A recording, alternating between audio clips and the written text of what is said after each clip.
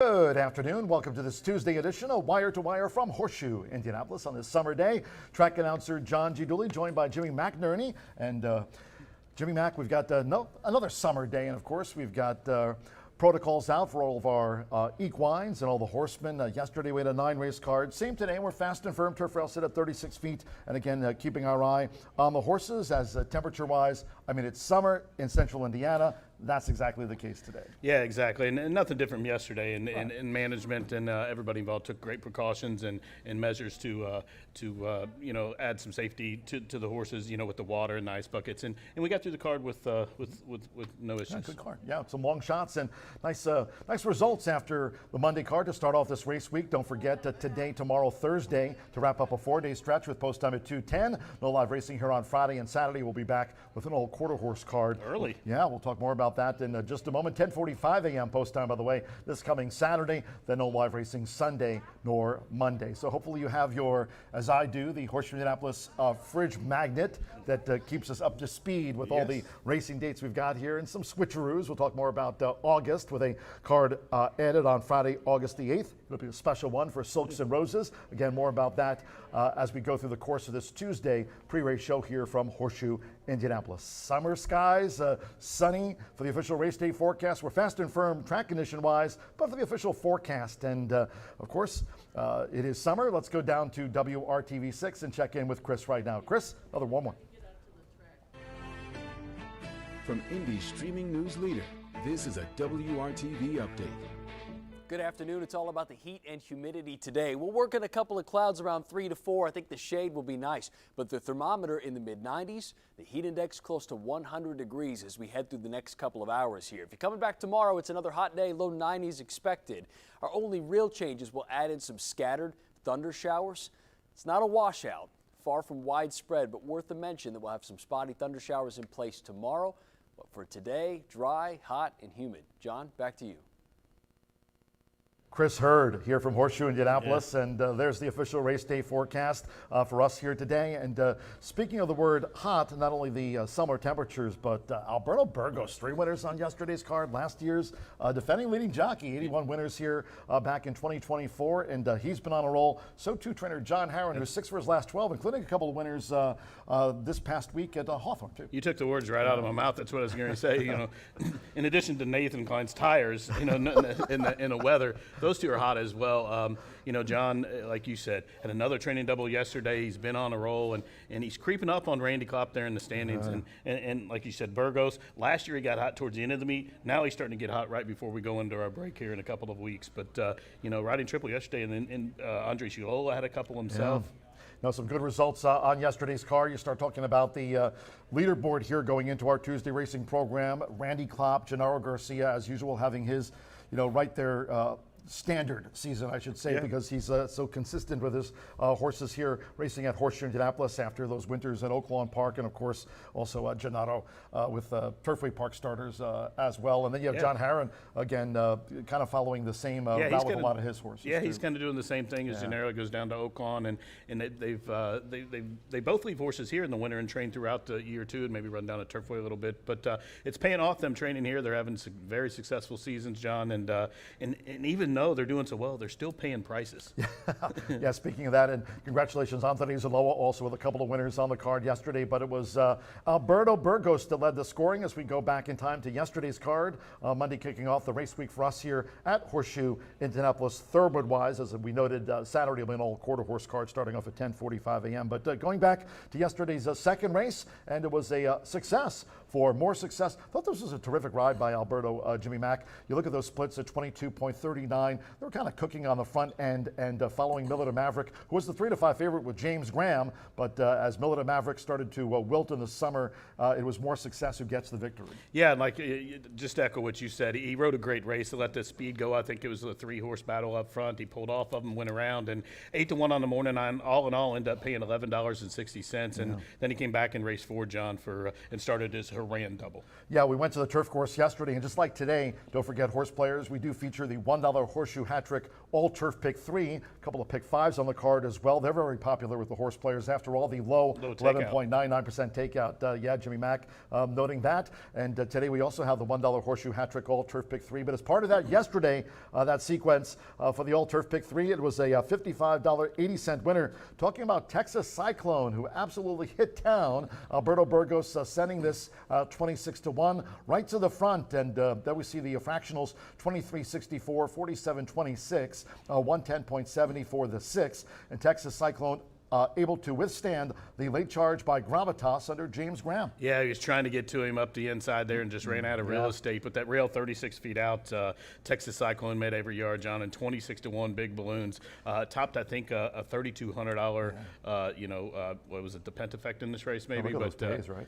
Yeah, but the 50-cent try there, $1,349.20, the 7-9-10 trifecta there. Then we came back in race 7. Haran had to draw in off the also to get this one to the circle, but did.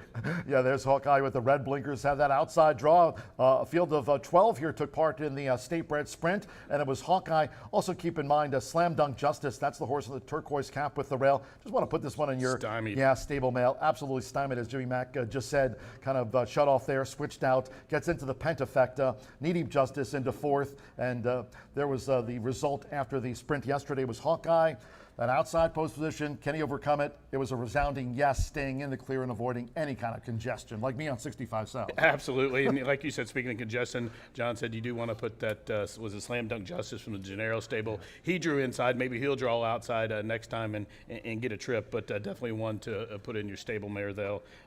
Great job by John to point that out there. No entries for Jimmy Mack in the Jockey's Agent contest today, but we just want to point it out for all of you horse players. Yep, absolutely. It's for those fans, not only if you're joining us here, maybe you're in the clubhouse, of course, air-conditioned clubhouse, nice dining, or wherever you might be here at Horseshoe Indianapolis today. And, of course, the casino open 24/7. But today's contest, this runs through mid-July. Jockey's Agent contest, pick your jockeys and score the prizes. Then we'll have the big finale coming up on July 15th with that $1,500 top prize on the final day of the contest. It's back this year, Jockey's Agent contest, proving really popular, and it's available to all of you joining us here, not only on track today. Stop by the first floor OTB and fill out your entries, but also for all of you that are tuning in. Maybe you're watching us on our YouTube channel or on the Signal. HorseshoeIndyContest@gmail.com. Dooley's Legends on Mondays. Jimmy Mack, we got contest Jockey's Agent here today, and then of course Wednesdays are for winning with all of you. Racing Rachel's Warriors, Exacta Mundo. That's also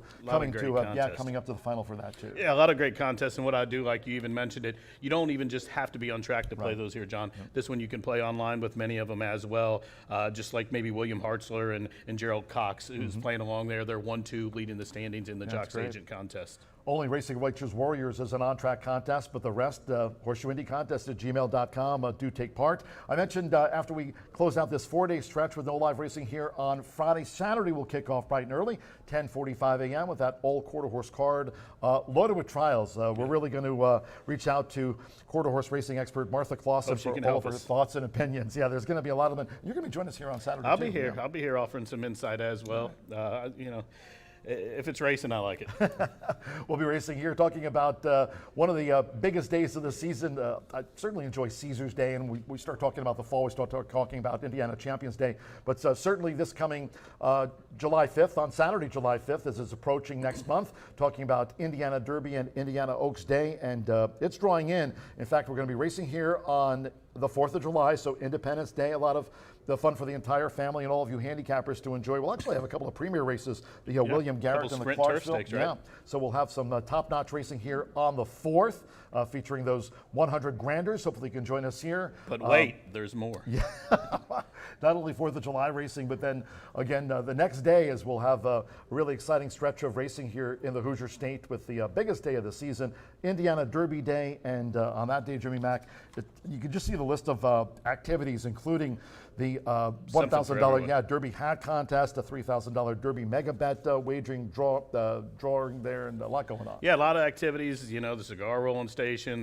There's just stuff throughout that whole week, and I'm looking forward to it. That's the 31st edition of the Indiana Derby. Nominations are out. I think Christopher K-Mack put the noms out yesterday, the day before, but the Oaks too, yeah. 33 noms for the Derby and 27 for the Oaks, and a stack field. Don't know the probables yet. I know Brad's sending a couple. There's a few good horses coming, and looking forward to a great weekend. That Friday and Saturday, we spoke of those stakes and handicaps. There's 11 stakes and handicaps between those 2 days. Yeah, Racing Rachel tweeted out yesterday she's going to start to reach out to all not only the jockeys, the jockey agents, the owners, the trainers, reaching out to say who's coming in the Indiana Derby and Indiana Oaks. I'm sure you'll be getting a text, too. I'll probably get a text to give her some insight. Speaking of that, I used to, back in the day, when trying to hustle stakes or whatever and trying to find out who's coming, sometimes you couldn't get a hold of, the trainers or whatever to find out. I would reach out to Tech Sutton guys and the Brookledge guys and try to find out who was coming. Who's going to be on the van? Because they know first, because they have to get all that lined up. So that's a pretty good angle, and that's the angles we're working. Hopefully here in the next day or two, we'll have a list of probables for you for those races. It's going to be a great weekend. See, all you horse players, you got to reach out to the jockey agents for today's contest. Available for all of you joining us here at On Track and all of you online players. Bugsy's here. He'll help you. He's hotter than Jeremy will help John out. Heron.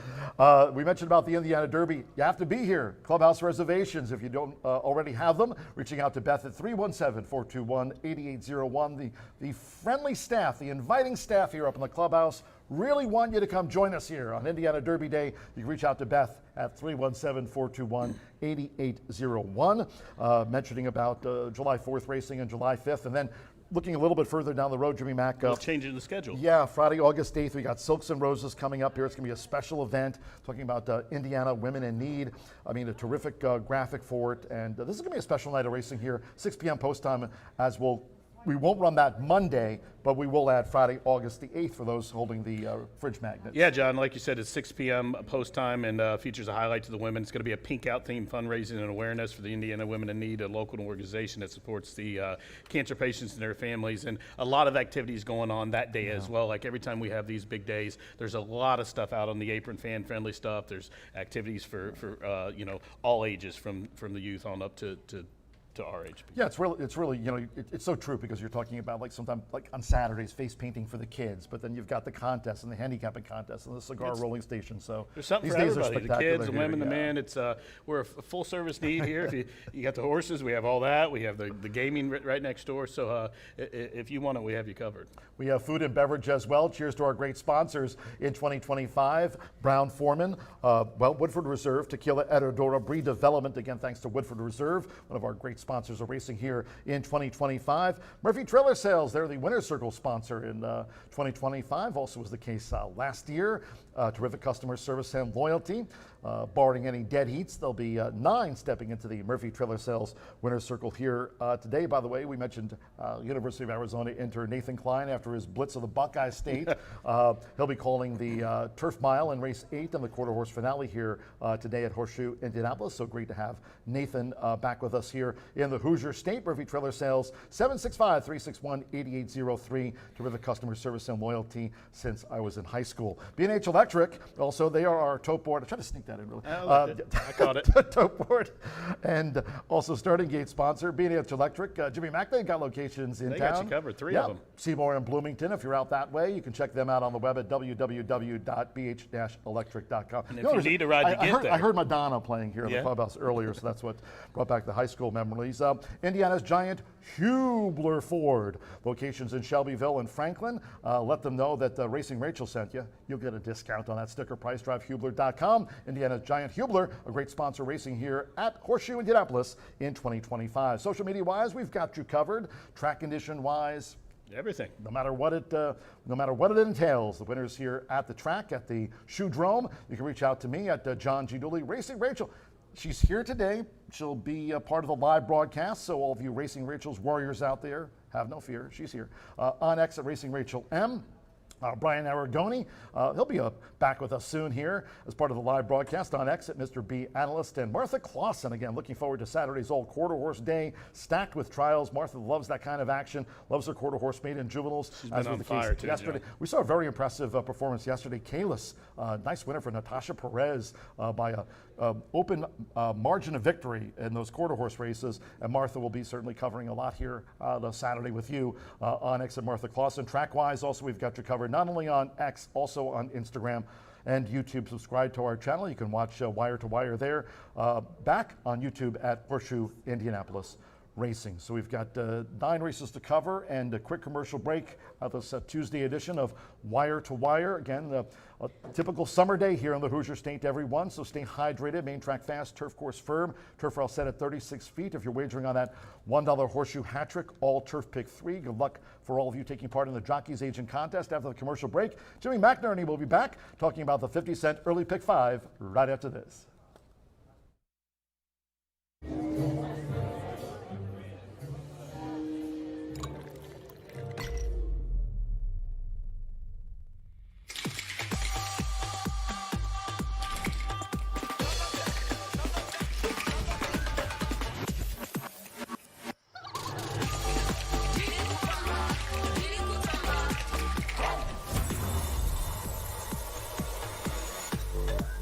Tequila Herradura. Extraordinary awaits. At the Thoroughbred Aftercare Alliance, we believe in giving every thoroughbred a second chance. And thanks to you, the owners, trainers, breeders, and every supporter, You've created a ripple effect of change that's helping these magnificent animals move on to new careers and safe, fulfilling lives after racing. Every single donation, whether big or small, is contributing to a brighter future. But this race is just beginning. Because of you, we have gained incredible momentum and we're ready for more.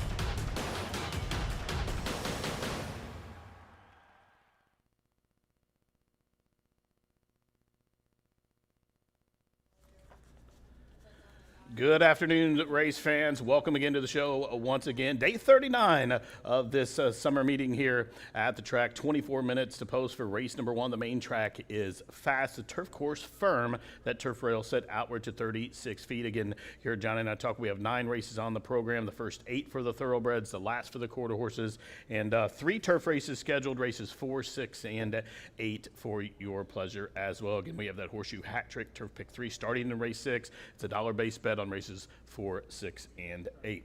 Again, 2 pick 5s here as per usual. Low takeout on those races 1 and 5, and then the $1 pick 4s races 2 and 5 rather for those. And that Itoba pick 4. Again, it's a $1 base bet. Been getting a lot of interest in that. That's a lower takeout as well, and they've been playing very well. You want to get involved in those, and our first of those pick 5 starts here in race number 1 in just about 23 minutes. A field of 7 Indiana-bred maidens to square off to go 5.5 furlongs. These are sired maiden fillies and mares, and it's a claiming tag of $15,000. Kicking off that pick 5, and I'm going to try to tighten it up. The 7 in here, a first-time starter named Nikki Lynn from the West Barn, opened up, was 4-5, but she's drifted up to 3.5 to 1 right now. I think it's Queen Desire's race to win or lose. She's had some tough luck. Last start was 5th against Straight Maiden in a pretty good field. The time before, she probably was the best horse in that $15,000 level. Joseph Romero, the apprentice, gets a return call. You get that 7-pound break in weight. The main opposition for me, I think, is the 4 Glitter Queen. I like the horse a lot. I probably love the horse now that I see it's taking money as well. 15 to 1 morning line currently right now at 4.5 to 1. Horse hasn't ran this year, but last year she showed some run on debut, was 5th beaten 12 lengths, and then came back. They tried to stretch her out on the turf. I didn't think she wanted any part of that, but That was a good field that day. She gets some class relief, and she's been training forwardly. Her most recent workout out of the gate there on June 11th was a half-mile drill, 48 seconds. That was a 5th best of 36 that day. She worked in 3 that day. I was here that morning, and she worked really well and ran off away and left her workmates, and she did it well in hand. I just don't like that it was the 5th best that day, 48. I like the way they do it. If they work fast and they're all out to do it, it doesn't really impress me. But the way she did it, she was well in hand. The jock had the feet in the dashboard, and she was well restrained and done it with her own power. Had a good, strong gallop out, and I like her chances in here. Glitter Queen. She's 9-2. I'm just going to use those 2 in the opening leg. All in all, we'll go 2 by 2, and then we'll spread out in the 3rd. We have a single in the 4th. We'll get to that. But in race number 2 is where we'll go 2 deep as well. The horse to beat is Jammin' Justice, 7-5 in the morning line, and rightfully so. Probably be a single on a lot of people's tickets. She did just get beat in that 15,000, or he rather got beat in that 15,000 non-2. A similar race that was at the 5.5 furlong distance in the slot. Today we stretch out to 6 furlongs, and this is a horse for me. Hawkeye. If you watch the pre-race show, John and I talked about John Herron and Burgos' day yesterday. Well, Hawkeye was one of the winners, and it was a first-level allowance race, meaning an allowance race for horses who have not won a race other than a maiden claiming starter race, and this one exits at 15 non-2 win. He won that first-level allowance race. Jammin' Justice ran right behind him, and he was impressive yesterday, Hawkeye. So if Jammin' Justice, according to the company he's been keeping in his most recent stats on his card, I think he merits a big chance, and it's going to be a really short price is the 6 in there. So I'm going to try to add another horse in here. Speaking to John Herron, that's number 3, Mike Cyclone. It's one coming from his barn, dropping in class. The horse has 14 lifetime starts, been 3 out of 14 in the money, but been facing pretty serious horses in there. Texas Freedom and Clot Barn, just happy to be here. Fantastic Val Chocolate Moose, who we watched get a win already this week. So Mike Cyclone, I think, is in with a big chance as well there in race number 2. I'm just going to go 2 horses deep, numbers 3 and 6. Race 3 is where I think you need to spread out most of your budget in there. That's an Indiana sired non-winners, a 3-claimer to go a route of ground on the dirt. And I'm going to use 3 through 8 in there. I think any of those horses can win. I think That's Life on paper is probably the best horse. That's number 3. He's 5-1 in there, but I don't really think he has enough pace to set up his late running style. I could be wrong. Some people think the same as me, and they all go out and sprint out for the lead. But I think That's Life is in with a chance. He's just going to need the perfect pace set up for him to win. He's probably the best horse on paper. Number 4, Rocketing, is one we'll use. Was just 3rd against Similar. Star Review, Scotty Mullins. This one just won. I expect this horse to be close to the pace as well. Gree Whiz for Gennaro. Number 7, He Be Ready. Mike Lauer sends us out, and Jenny's Beignet for Gennaro Garcia. Another one I like a lot in there is 4-1, but I'm going to spread out, go 3 through 8 in there. With our single coming up in the 4th race, the 4th leg of the Pick 5. It's a 5-furlong turf event on that firm turf, the first of our 3 turf races today. Again, race 4 will start that horseshoe hat trick turf Pick 3, and we'll single the Greg Foley charge, number 5, On Your Mark, 9-5 with Mitchell Merle. This one hasn't raced since March at the fairgrounds, but is a 4-time winner, is 17 for 31 in the money, 6 for 10, 60%, 1, 2, 3 on the turf. And I think this is the softest field he's facing. I know it's a starter, but I do think it's some class relief for him. And On Your Mark is my single there in that wager. Well, to close out the Pick 5, we have 4 horses we're going to use. We're going to use number 2, Plaza Beach, my top pick in the race. Will Walden, when he ships up, generally does very well here. And Christian Torres coming in town for the ride. I found it interesting that Paulo Lobo also had an OXO horse in the race. It scratched. The 3 Insta Kisses out, leaving the 2 Plaza Beach, the lone OXO equine entry. So field of 7, I think Plaza Beach is going to get a perfect pace set up in here. I think the race is loaded with speed. Princess Nye has speed. Anejo Decision probably will be forward. Sweet Scorecard and Mitchell Merle to the outside for Eggleston's going to go. And a couple other speed horses in there as well. Plaza Beach allows them to go, can sit right off of them and get that perfect stalking trip. I think Plaza Beach at 10-1 is a really good value play there. Number 4 for Team Asmussen, Vigidial is one I'll use as well. Also number 7, Anejo Decision. I spoke of that one. That one debuted at Turfway on the synthetic. Ran an okay race with 6 beaten 4 lengths and came here and broke the maiden. Originally tried to get on the turf, but the race came off and the horse won and stalked the pace and won off well, breaking the maiden there for the Brad Cox stable and Fernando de la Cruz. And we'll also use the 8, the aforementioned Sweet Scorecard. 7 to 5. It's kind of a short price for me, but it's one you have to use. She broke her maiden here by 15, looked like any kind of horse, and I'm sure their phone was ringing after that race, trying to, maybe get a number put on her to sell, because she was very impressive, and her sheet numbers came back well. Went to Churchill, was fourth in a starter, and then came here and made every yard but the last 50 was second, beating 3 lengths in a first level allowance race, restricted to 3-year-old fillies. But I think it's down to those 4 in there. So we'll go 3-4 with 3-6 with 3 through 8. We'll single the 5 in race 4 from the Foley barn, and we'll close that out with the 2, 4, 7, and 8. That's my thoughts on the early pick 5. Of course, we do have that late pick 5. We want to remind you as well that starts in race number 4. Race number 4 is a key betting race there. That starts at late pick 5, that late fire 5 with the low takeout. Also the $1 Horseshoe Hat Trick Turf Pick 3 starts there, and race number 4 again on races 4, 6, and 8. Again, those are dollar-based bets. You want to play along the pick 4s. They've been paying very well, as I had mentioned earlier. Sometimes they're paying comparable to the pick 5s. Now, if you played the pick 5 last week here and played them every day and you hit, you won. We had one day it paid $105,000, and overall on the week, I think it averaged out $17,000 plus payoff. So it pays to play here. The pools are great, and they'll take out as low, and that's very enticing for me, and hope it is for you as well. So just 16 minutes to post. We'll take a little pause for the cause here. We'll send it up to John G. Dooley. Well, he's going to read you the program changes for this 9-race card. Good luck today.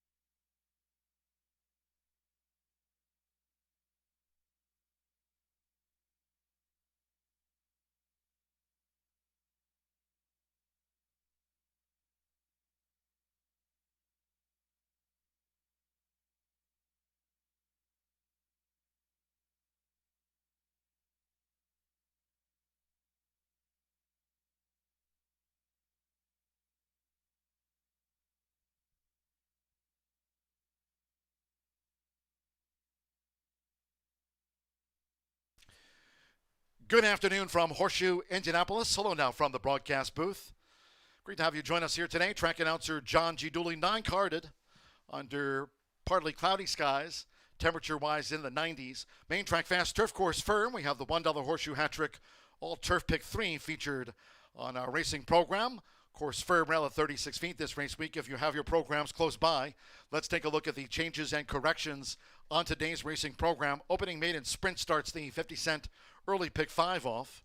Top of the card with no scratches and no jockey changes. Number 1, Dreamy Kitten, add 1 pound to the listed program weight. And that's the only correction in the maiden sprint opener.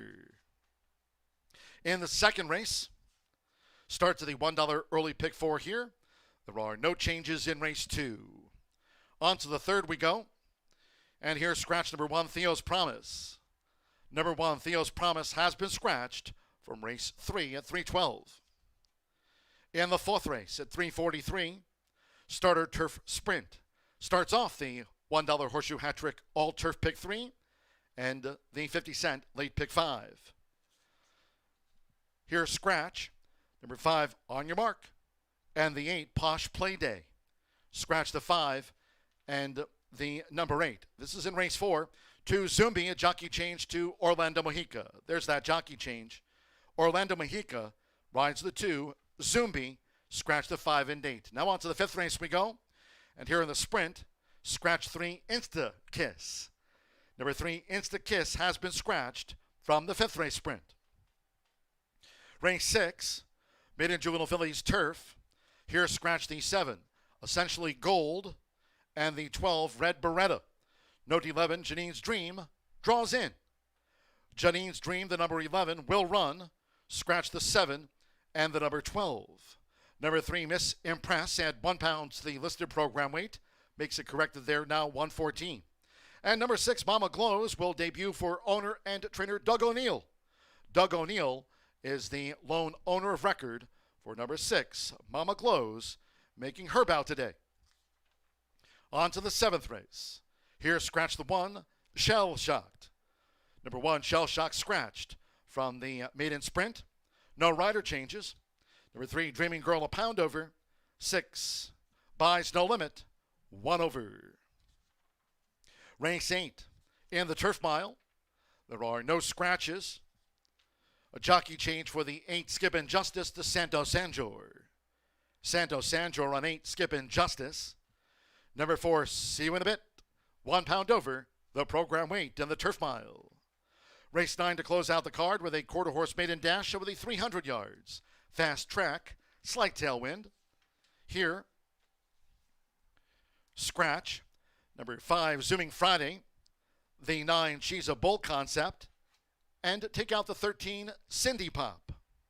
Scratch 5, 9, and the number 13. Note number 11, WRS Apolitical Gal draws in and will break from post position number 9. Number 6, See You Don't Wanna Be You, a jockey change to Jamarius O'Neill. Jamarius O'Neill rides the 6, See You Don't Wanna Be You. Number 12, Apolitical 6-a-Run has drawn in. Will break from post position number 5, and there's that jockey change to Francisco Quintero. Francisco Quintero rides the 12, Apolitical 6-a-Run, and that gelding will break from post position number 5, scratch the 5, 9, and the 13 from the quarter horse closer. Sun and Clouds, 90s, stay hydrated. 9 race card, main track fast, turf course firm. Turf rail set this week at 36 feet. Horses making their way over here to the walking ring at the Shoe. 10 minutes away from the maiden distaff sprint opener. Starts off the hugely popular 50-cent pick 5s featured here at the track. Low 11.99% takeout on both pick 5s on the card today. Make it a great day with us here at Horseshoe Indianapolis.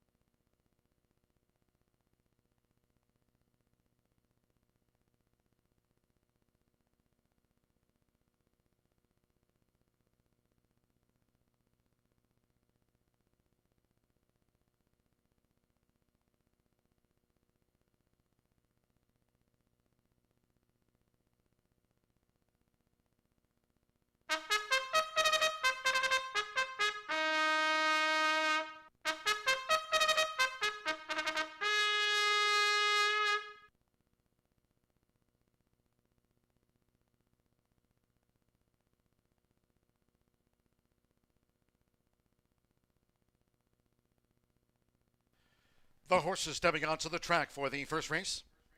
Opening maiden sprint at 5.5 furlongs, a field of 7. No scratches, no rider changes. Number 1, Dreamy Kitten, at 1 pound to the listed program weight. All 7 run, exacta, trifecta, superfecta, double pick 3, started the 50 cent early, pick 5. Main track fast, turf course firm, turf rail set at 36 feet. Nearing a start.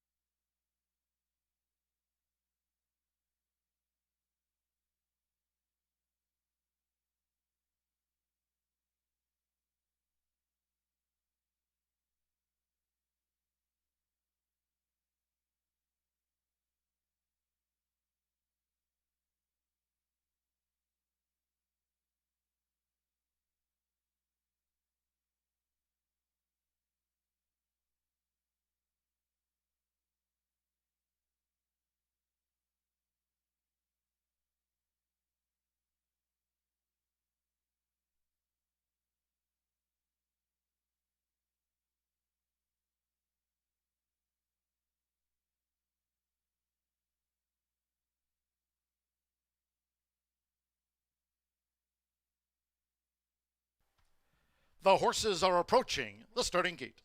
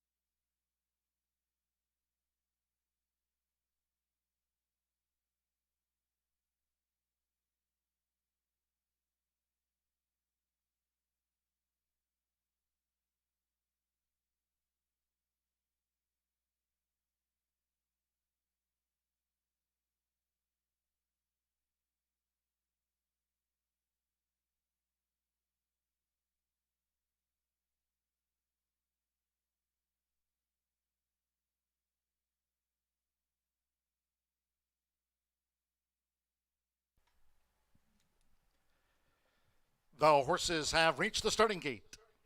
It is now post time. They're going in. Fernando de la Cruz with Glitter Queen.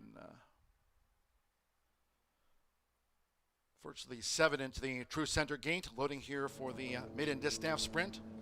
Felix Ostadillo, Dreamy Kitten has the rail draw. Luis Contreras with She's So Elite. Aaron Court with 16 times started. Julie Forever. Kitten Song has gone all in. Just a couple in the back. Joseph Romero with Queen's Desire. She's So Elite, 8-5, the first favorite. At 5.5 furlongs, stand by one more. Samir Bermudez and the 3-year-old first-time starter, Nikki Lynn. Up comes Nikki Lynn.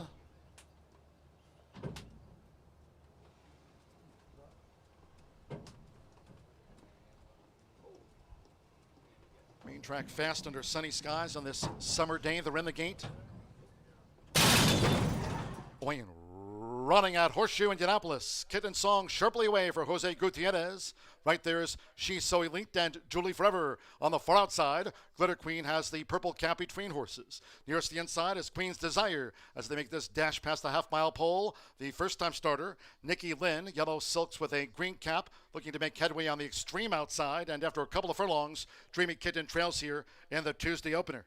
They enter the far turn. It's Kitten Song at long odds. Takes them through a quarter in just over 23 seconds. Kitten Song dictates the pace at 36-1. Right there on the outside, Nikki Lynn now with her bid. And toward the inside, looking to gain ground, is Glitter Queen, and She's So Elite right there as these maiden fillies and mare turn for home. Toward the inside, Queen's Desire, then Julie Forever, and finally Dreamy Kitten. They're well into the stretch, and She's So Elite has emerged in front. Nearest the inside, Glitter Queen tries to battle Kitten Song between horses. Now a late bid by Queen's Desire, who's charging with the rail. Nikki Lynn, Julie Forever looks to join late, but close to home with Luis Contreras. She's So Elite.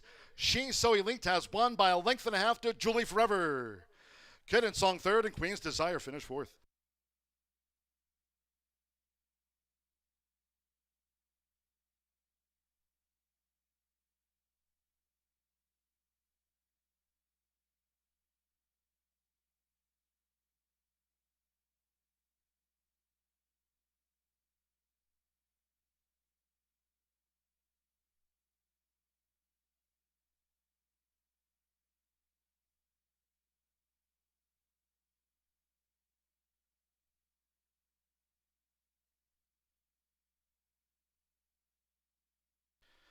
.106.83 after the maiden distaff sprint, 106.83 seconds. 5.623 unofficial after the first of the day. Number 5, She's So Elite at 8-5 first. Number 6, Julie Forever, 7-2. The mare was second. 2, Kitten's Song at 36-1 third. 3, Queen's Desire at 7-2 fourth. Hold all until official, Luis Contreras. For leading trainer, Randy Klopp, Liz Klopp. Elite Squadron filling off the mark in her fourth run.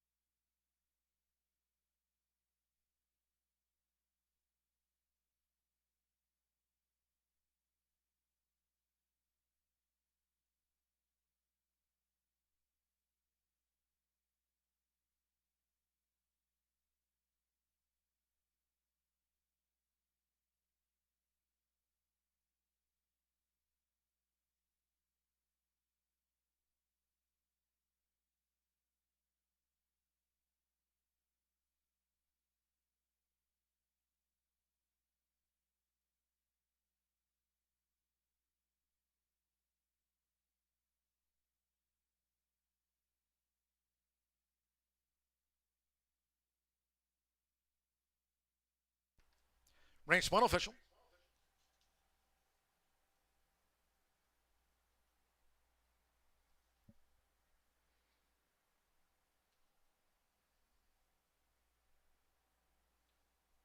Returning to the Murphy Trailer Sales Winner's Circle, number 5, She's So Elite with Luis Contreras. She's So Elite is a 3-year-old chestnut filly by Elite Squadron out of Paisley by Drink with the Devil. Randy Klopp trains, Liz Klopp owns. Horseshoe Indianapolis congratulates the winning connections of She's So Elite out to the maiden fillies ranks.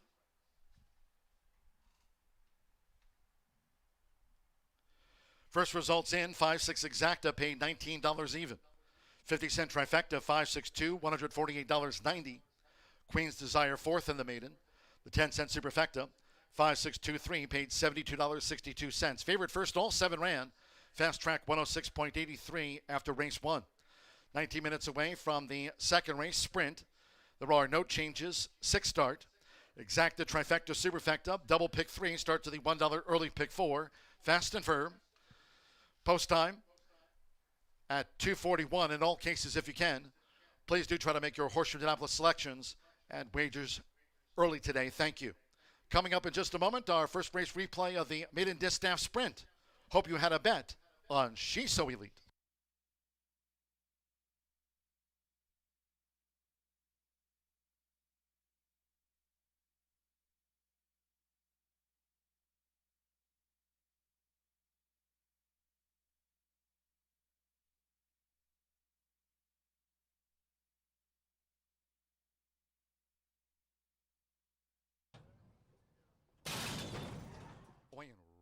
Running at Horseshoe Indianapolis. Kitten Song sharply away for Jose Gutierrez. Right there is She's So Elite and Julie Forever. On the far outside, Glitter Queen has the purple cap between horses. Nearest the inside is Queen's Desire as they make this dash past the half-mile pole. The first-time starter, Nikki Lynn, yellow silks with a green cap, looking to make headway on the extreme outside. And after a couple of furlongs, Dreamy Kitten trails here in the Tuesday opener. They enter the far turn. It's Kitten Song at long odds, takes them through a quarter in just over 23 seconds. Kitten Song dictates the pace at 36-1. Right there on the outside, Nikki Lynn now with her bid. And toward the inside, looking to gain ground, is Glitter Queen, and She's So Elite right there as these maiden fillies and mare turn for home. Toward the inside, Queen's Desire, then Julie Forever, and finally Dreamy Kitten. They're well into the stretch, and She's So Elite has emerged in front. Nearest the inside, Glitter Queen tries to battle Kitten Song between horses. Now a late bid by Queen's Desire, who's charging with the rail. Nikki Lynn, Julie Forever looks to join late, but close to home with Luis Contreras. She's So Elite. She's So Elite has won by a length and a half to Julie Forever. Kitten Song third and Queen's Desire finished fourth.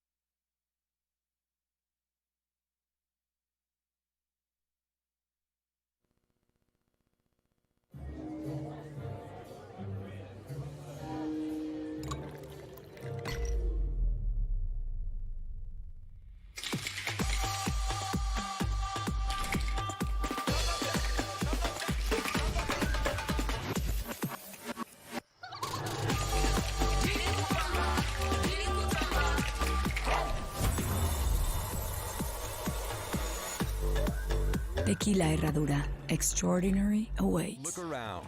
Spring is here. And no matter what you're planning or planting, it's nice to know Hubler Ford's got you covered for 200,000 miles. During Hubler's Spring Forward event, save big on a new Ford. You pay what we pay. Ford employee pricing for everyone. So spring forward, knowing Hubler's got you covered for 200,000 miles. DriveHubler.com.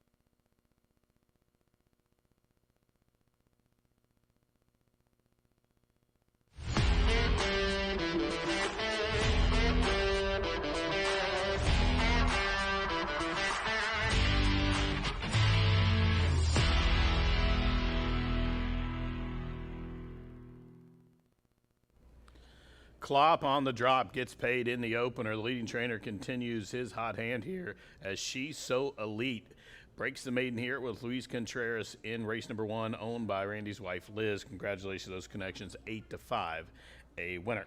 On to race 2. Will it be one of the two Klopps as race number 2 kicks off the early pick 4, a $1 base bet with that low takeout. Field of 6 here to kick it off, and right now Jammin' Justice currently 7-5, but Mike Cyclone off those 9-2 morning line odds is now 3-2. Those are the horses I'll key on and I'll talk about here in this second race. This is a claimant event for Indiana breds, which have never won $15,000 is the claimant tag, and they'll sprint 6 furlongs on the dirt to kick off this $1 early pick 4. Now, number 6, Jammin' Justice, 3-2, co-favorite now with number 3, Mike Cyclone. You see coming out of the paddock there. This one in the most recent start in the slop, going 5.5 furlongs, was drawn to the outside. Hawkeye, who had the rail that day, broke sharp and was a tough customer to run down in that 15 non-2. Hawkeye would come back and win here yesterday. Hawkeye was the winner yesterday, drawn in off of the also eligible, draws in, won a first level allowance race. Jammin' Justice was a tough customer, really big horse, big specimen is this 4-year-old gelded son of Flame Away. He sat to the outside of Hawkeye that day, and Stockton looked like he was going to go by. I don't know if the slop was really to his liking, really never looked comfortable that day, but did fight on through the stretch. Illegal contact, the one horse here was in that race. He was trying to squeeze through in between he and Hawkeye, and Jammin' Justice looked like he was going to fade to third, but came back and fought on well to be second. I'd like to add a distance for this horse. I think this horse, that in the key to being drawn outside of all the speed in here, I think Jammin' Justice can sit off of him again and sit a good stalking trip. I don't know if you want to be on the fence, so I think Jammin' Justice, well drawn to the outside, is a must-use in here, as you see being led around there in the paddock. Rodney Prescott up for the McGoverns. The main opposition I thought was Mike Cyclones, a 3-horse, 9-2 in the morning line, now taking some support, floating up a little bit. Was a lower price early, but currently 8-5. And this one comes from a barn who couldn't be any hotter. We talked about Klopp being hot. Well, John Horan is too. He's off a pair of wins yesterday. He's had multiple win days here, including, I believe, last Saturday. He had a couple of wins as well. As he continues to climb the ladder, he's hitting probably somewhere above 20% win clip. As you see his assistant right there in the blue shirt, that's Socorro, his top assistant for John Heron. And Mike Cyclone gets Alberto Burgos. He's another one. As of late, when they get hot, you hope they stay hot. But when they're hot, you want to be on board. And Burgos, fresh off that 3-win yesterday, was last year's leading rider here. And I think he's in with a chance here. The horse is dropping in class. We'll get some pace to chase. I think this is probably one of the softest fields that he's seen in quite a while. If you go back on his form, he was beat by Texas Free in Conference Calling. That's a Klopp and a Eggleston horse. Just happy to be here. Multiple race win streak. Fantastic Val there. 3 races back. That's an Aaron West horse who's a very, very good Indiana bred. Chocolate Moose won yesterday.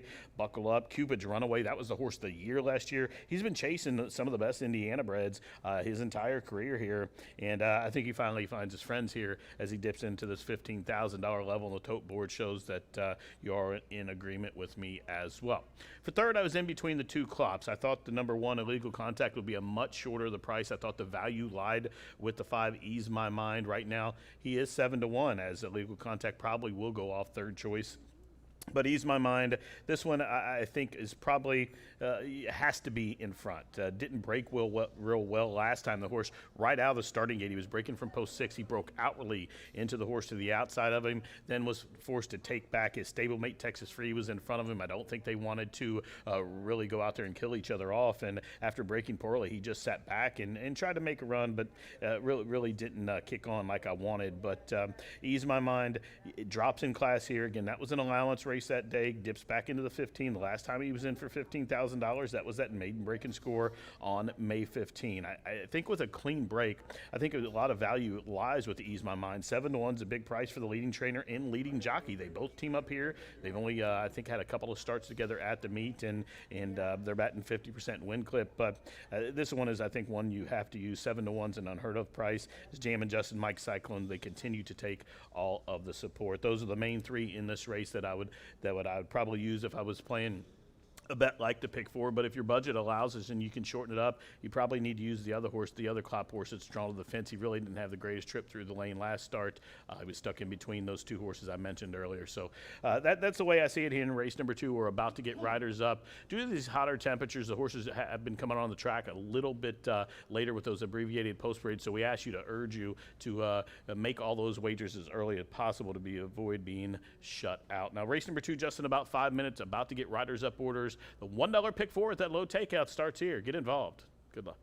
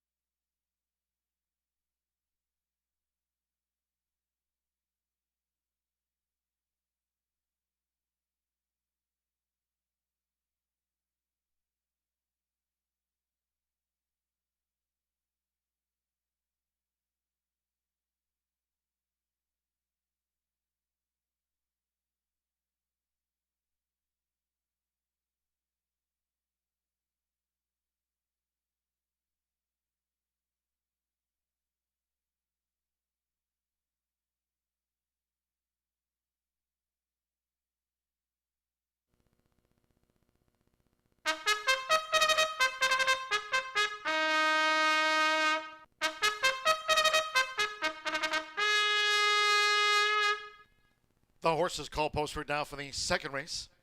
This sprint at 6 furlongs, a field of 6, and there are no program changes on parade. All 6 run. No changes to report. Exacta, trifecta, superfecta, double pick 3 starts at the $1 early pick 4. Fast and firm. Drawing closer to post time.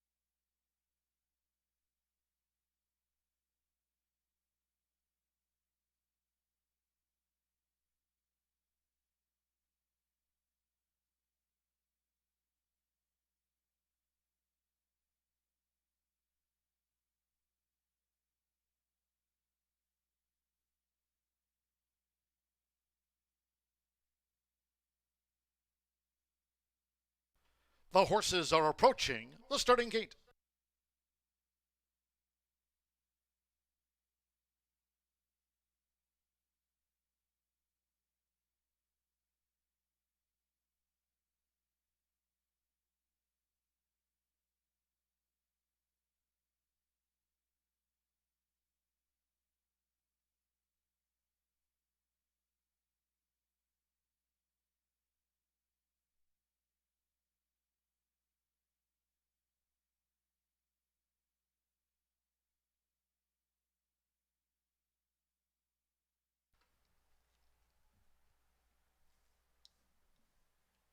The horses have reached the starting gate. It is now post time. Loading in front of starter Ray Kuick. Up comes Illegal Contact.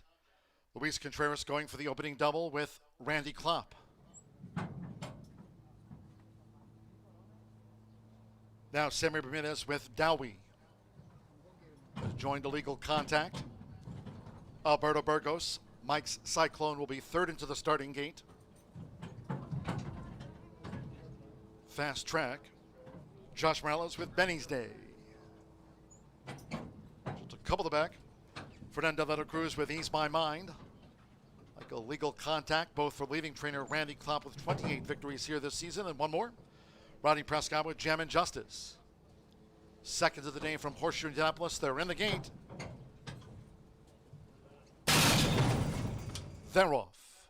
Off to an even start. Jam and Justice sharply away. Ease My Mind is right there with an early bid. Dowie has a white cap, and here's Illegal Contact now, making a dash for it. These are well grouped. Benny's Day follows in fifth, and after a furlong and a half, Mike Cyclone trails the sextet as they go past the half-mile pole with Rodney Prescott. It's Gem and Justice, who's the overall leader. Legal Contact gains second with the rail by 3/4 length. Ease My Mind is now running in third by 2. Benny's Day with Dowie, and Mike Cyclone remains last. The opening quarter, 22.38 seconds. Around the far turn that way, it's Gem and Justice. So Gem and Justice leads them toward the quarter pole with a 2-length lead from Illegal Contact and the white blinkers. 2 more to Ease My Mind, who's now being put to pressure to raise an effort. Mike Cyclone rallies near the rail. Dowie and Benny's Day is wide and last. Top of the lane, half mile, 45.41 seconds with the rail for Rodney Prescott. It's Gem and Justice. Gem and Justice leads by 3 past the 8th pole as Mike Cyclone continues to come with a hard charge for Alberto Burgos. Legal Contact is back in third, and Mike Cyclone has reeled Gem and Justice in. Mike Cyclone, 3/4 length to Gem and Justice. Illegal Contact was third. Dowie back in fourth.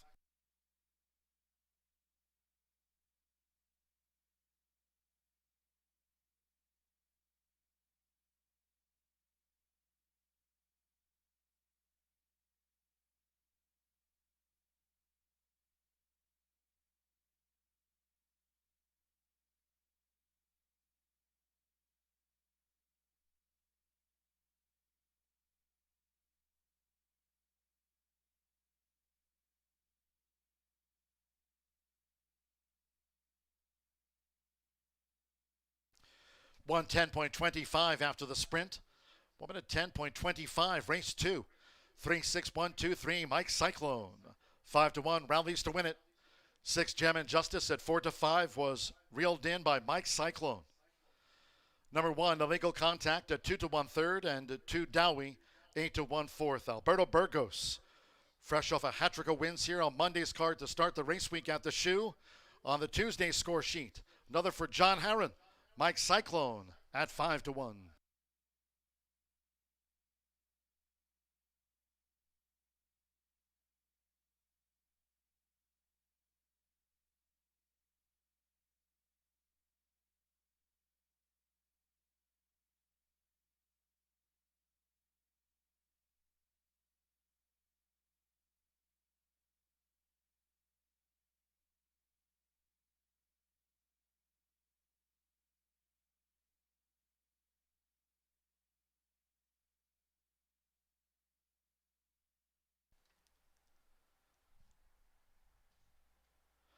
Returning to the Murphy Trailer Sales Winner's Circle will be number 3, Mike Cyclone. Alberto Burgos for John Harron. They're having a nice start to the week, this combination here, jockey trainer wise. Mike Cyclone, 4-year-old dark bay brown gelding by Big Bad Mike. Out of Tornado by High Fly. For Michael J. Ryan's Clabbermore Stable LLC.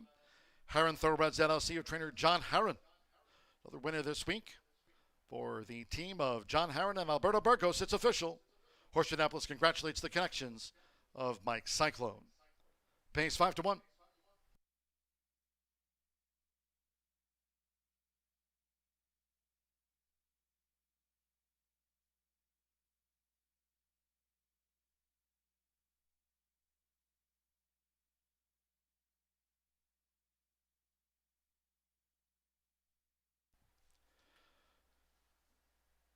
After race 2, the 3-6 exacta paid $37.20, 50-cent trifecta in the sprint.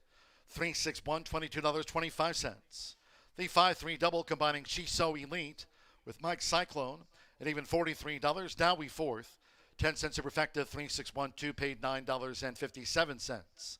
Favorite second, all six ran, 110.25. In the third, scratch 1 Theo's Promise. Number 1, Theo's Promise has been scratched from race 3 of 9 carded today. We're fast and firm if you're just stepping in. Exacta, trifecta, superfecta, double pick 3. 3:12, post time.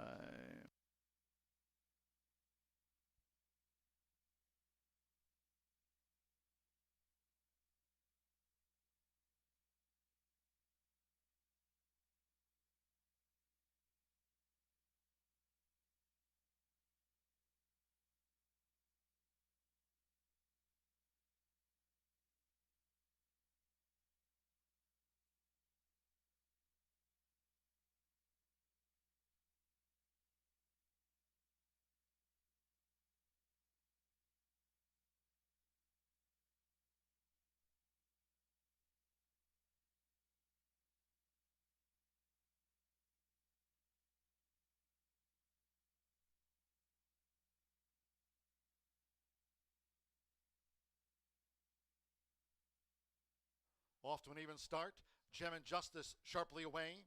Ease My Mind is right there with an early bid. Dowie has a white cap, and here's Illegal Contact now making a dash for it. These are well grouped. Benny's Day follows in fifth, and after a furlong and a half, Mike Cyclone trails the sextet as they go past the half-mile pole with Rodney Prescott. It's Gem and Justice, who's the overall leader. Legal Contact gains second with the rail by 3/4 length. Ease My Mind is now running in third by 2. Benny's Day with Dowie, and Mike Cyclone remains last. The opening quarter, 22.38 seconds. Around the far turn that way, it's Gem and Justice. So Gem and Justice leads them toward the quarter pole with a 2-length lead from Illegal Contact and the White Blinkers. 2 more to Ease My Mind, who's now being put to pressure to raise an effort. Mike Cyclone rallies near the rail. Dowie and Benny's Day is wide and last. Top of the lane, half mile, 45.41 seconds with the rail for Rodney Prescott. It's Gem and Justice. Gem and Justice leads by 3 past the 8th pole as Mike Cyclone continues to come with a hard charge for Alberto Burgos. Legal Contact is back in third, and Mike Cyclone has reeled Gem and Justice in. Mike Cyclone, 3/4 length to Gem and Justice. Illegal Contact was third.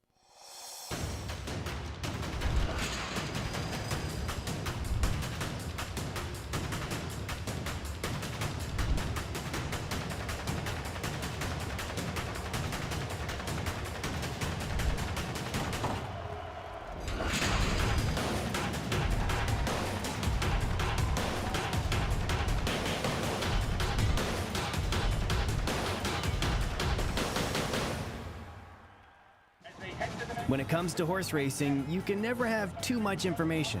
With Twin Spires, you can place your bets with confidence, whether you use handicapping insights like our Brisnet speed ratings, prime power and past performances, the guidance of our experts' top picks, or just choose a name that catches your eye. Yes! No matter how you pick your horse, bet with Twin Spires. And now you can race to victory with Twin Spires tournaments.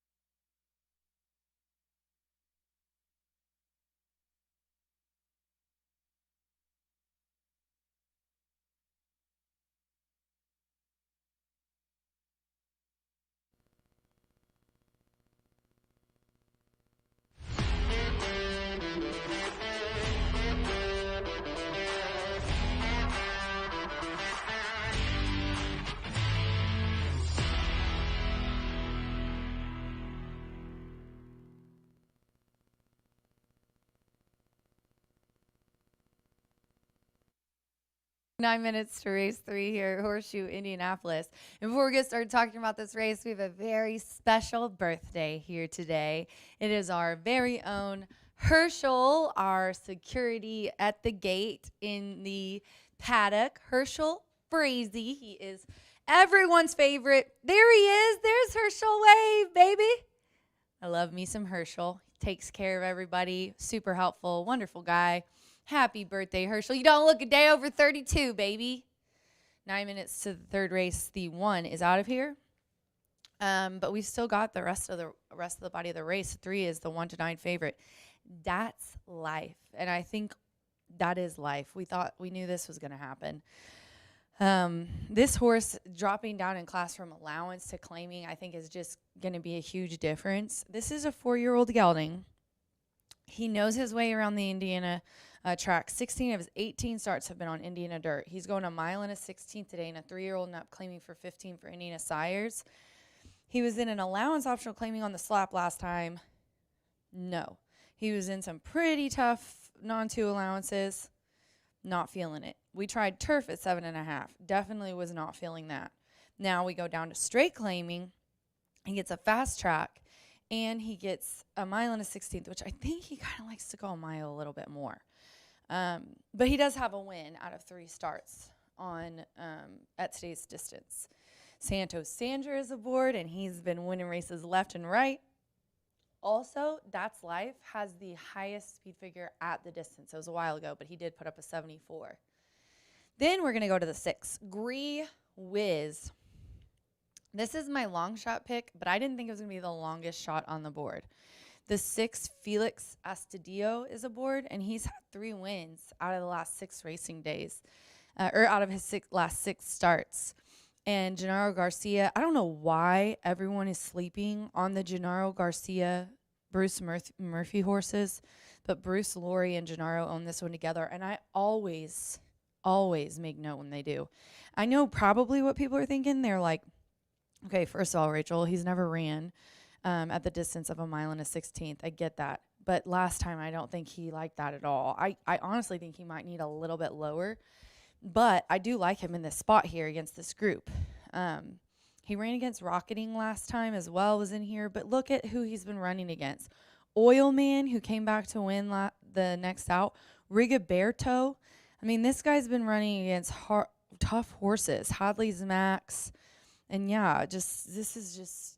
I think some of these horses he can beat with his numbers. So just need him to run back to like the end of the meet.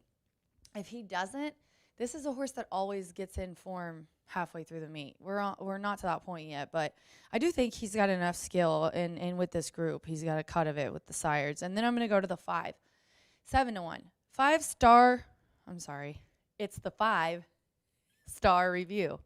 Get it? 5-star review. Alberto Burgess is aboard for Scott Mullins. I'm so corny.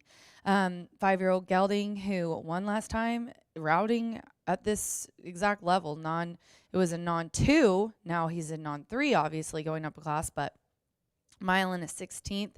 He's ran a couple times and had a 3rd at. This poor guy, he just gets in so much trouble. And look what happened last time when he totally got clear. He's at the quarter pole and just dueled for it and ended up winning by a neck. Beating You Are Not the Father, and he's not in here. So also another one that I think with a different group. But let's just hope that he gets a good break and he gets out of the gate clean. Also wears those fly screens, which I always think is pretty interesting. 5 minutes to race 3 here at Horseshoe Indianapolis. 3:65 for me. I'm going to go teach Nathan and Riker and Ray how to handicap on TV. That class, Handicapping 101, is starting right now for the interns. And I'll be back here a little bit later to cover your races. With Jimmy Mack and I are on the scene today, ladies and gentlemen. Good luck.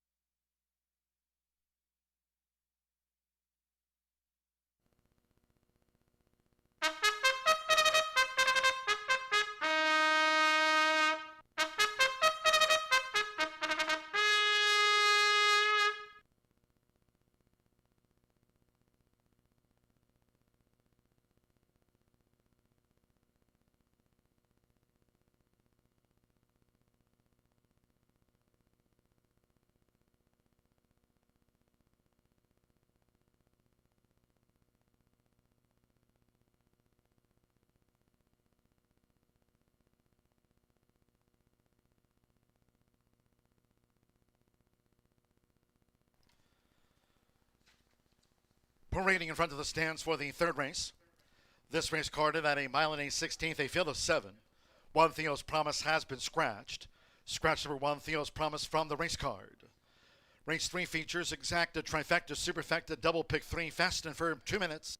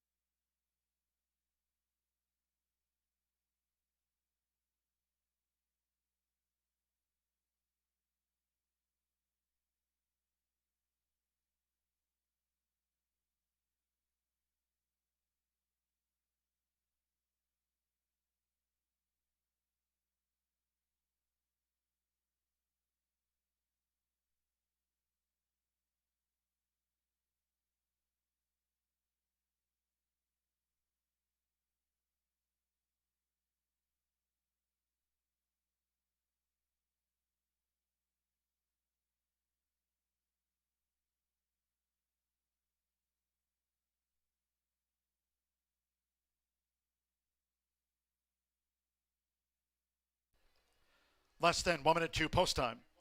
Less than 1 minute now.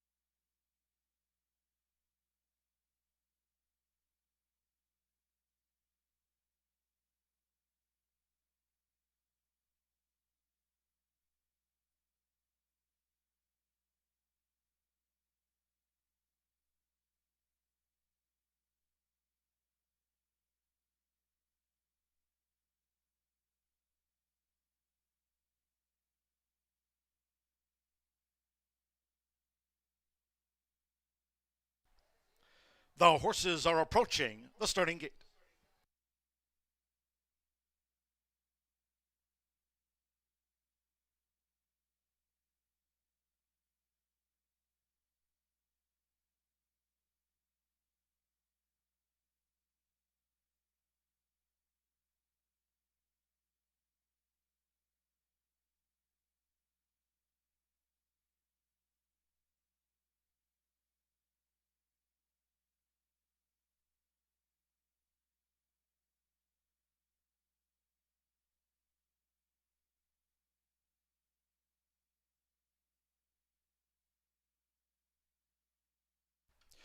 The horses have reached the starting gate. It is now post time. Loading. Joseph Bimmer with Mystery Impact. Now Star Review, Alberto Burgos riding for a double. She's So Elite and Mike Cyclone, our first two winners. Santos Sanjor, That's Life went in well. Phoenix Ostadio with Green Whiz. Green Whiz going in. Evan Roman rocketing. Two back. Jane Elliott partners, He Be Ready for the mile and a 16th. One more. Marcelino Pedrosa Jr., Jennings Beignet, like Green Whiz, both for Gennaro Garcia. Even money, That's Life. They're in the gate. They're off in the handicapping 101. Good start for Star Review with Jennings Beignet coming up with an early bid. He Be Ready is also close. Green Whiz between horses. Rocketing Mystery Impact and running true to form. That's Life settles back in the field as they enter the first turn. And in front, it's Jennings Beignet. So Jennings Beignet nicely crossed and cleared for Marcelino Pedrosa Jr. Jennings Beignet takes the top at the 6.5. From on the outside, He Be Ready. Star Review in tight quarters toward the inside, and Star Review has a white cap and is joined by Rocketing, making progress as they go to the back of the track. Then comes Green Whiz with That's Life moving up on the outside, and Mystery Impact is dropped back to last. 26.45 lead seconds. Jennings Beignet at a crawl to the half-mile pole. Jennings Beignet easily leads the way. He Be Ready second and close up for Jane Elliott as Rocketing is coming up 3 wide now for Evan Roman and near the front as they head toward the far turn. Star Review, Green Whiz, That's Life on the far outside, 6 lengths off this leader. And it's been an easy pace here for Jennings Beignet. Mystery Impact remains the back marker. Half mile, 51.63. Jennings Beignet to 3 furlongs from home. Jennings Beignet has been doing this easily for Marcelino Pedrosa Jr. coming toward the quarter pole. He Be Ready remains a close second. Rocketing in third. Star Review, That's Life on the far outside, still has 6 lengths to raise as they straighten away. Green Whiz and Mystery Impact. They're homeward bound. 3/4, 1 minute 15.43 seconds. Jennings Beignet looking to see this trip through. He Be Ready continues to battle. Jennings Beignet sticking that gray neck out. He Be Ready's on even terms. On the far outside, That's Life mounting a late charge, but running short on time with Jane Elliott. He Be Ready driven out. He Be Ready. He Be Ready gets the result by 2. Second close, Star Review with Jennings Beignet and That's Life at the finish.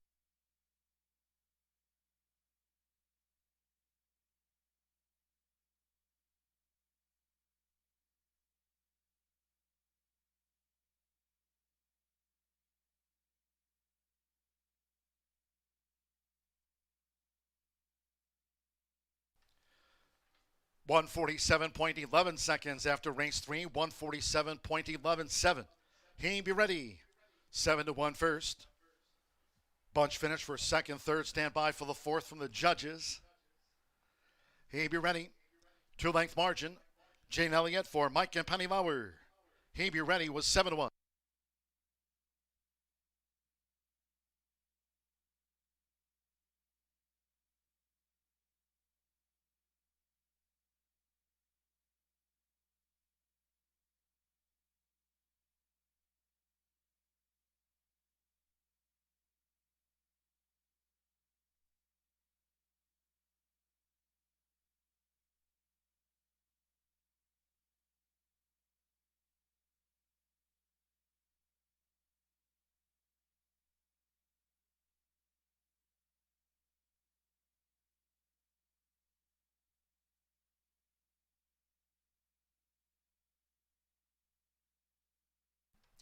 Result of the place photo. Finishing second was number 5, Star Review at 4-1. 8, Jenny's Beignet, 5-1 third, led them a long way. 3, Dad's Life, 8-5 favorite was fourth. 7-5, 8-3.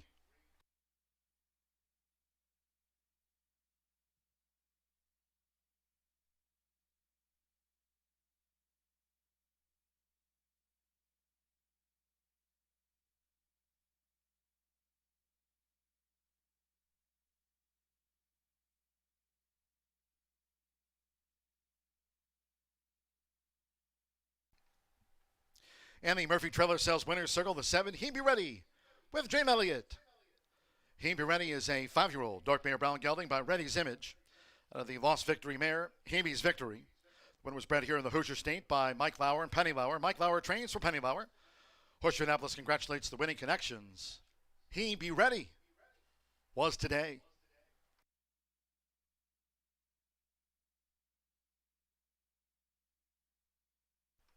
Range 3 official. Result confirmed by the judges. 7-5-8-3. He Be Ready is beaten home. Star Review, Jenny's Beignet, Dats, Life fourth.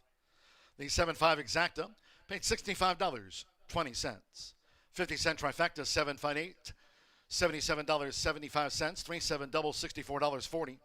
10-cent superfecta, 7-5-8-3, $39.21. On the first pick 3 on the card, linking up She's So Elite with Mike Cyclone with He Be Ready.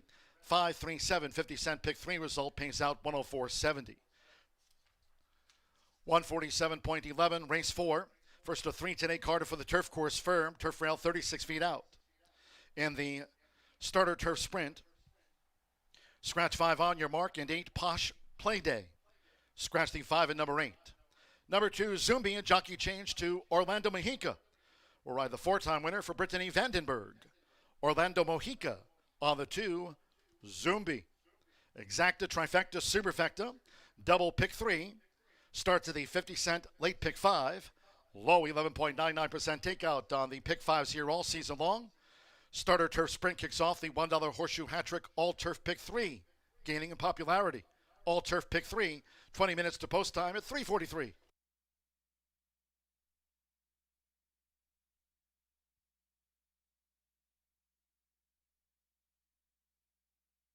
They're in the gate. They're off in the handicapping 101.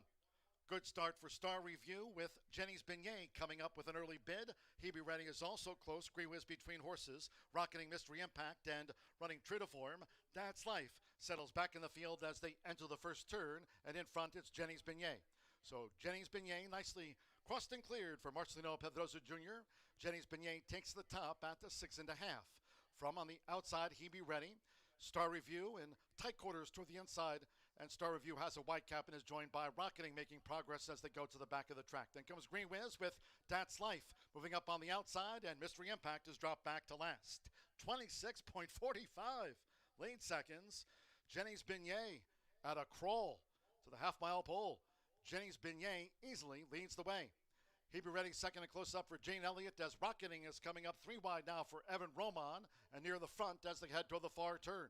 Star Review, Green Whiz, That's Life on the far outside, 6 lengths off this leader. And it's been an easy pace here for Jenny's Beignet. Mystery Impact remains the back marker. Half mile, 51.63. Jenny's Beignet to 3 furlongs from home. Jenny's Beignet has been doing this easily for Marcelino Pedroza Jr. coming toward the quarter pole. He Be Ready remains a close second. Rocketing in third. Star Review, That's Life on the far outside, still has 6 lengths to raise as they straighten away. Green Whiz and Mystery Impact. They're homeward bound. 3/4, 1 minute 15.43 seconds. Jenny's Beignet looking to see this trip through. He Be Ready continues to battle. Jenny's Beignet sticking that gray neck out. He Be Ready's on even terms. On the far outside, That's Life mounting a late charge, but running short on time with Jane Elliott. He Be Ready driven out. He Be Ready. He Be Ready gets the result by 2. Second close, Star Review with Jenny's Beignet and That's Life at in the gate.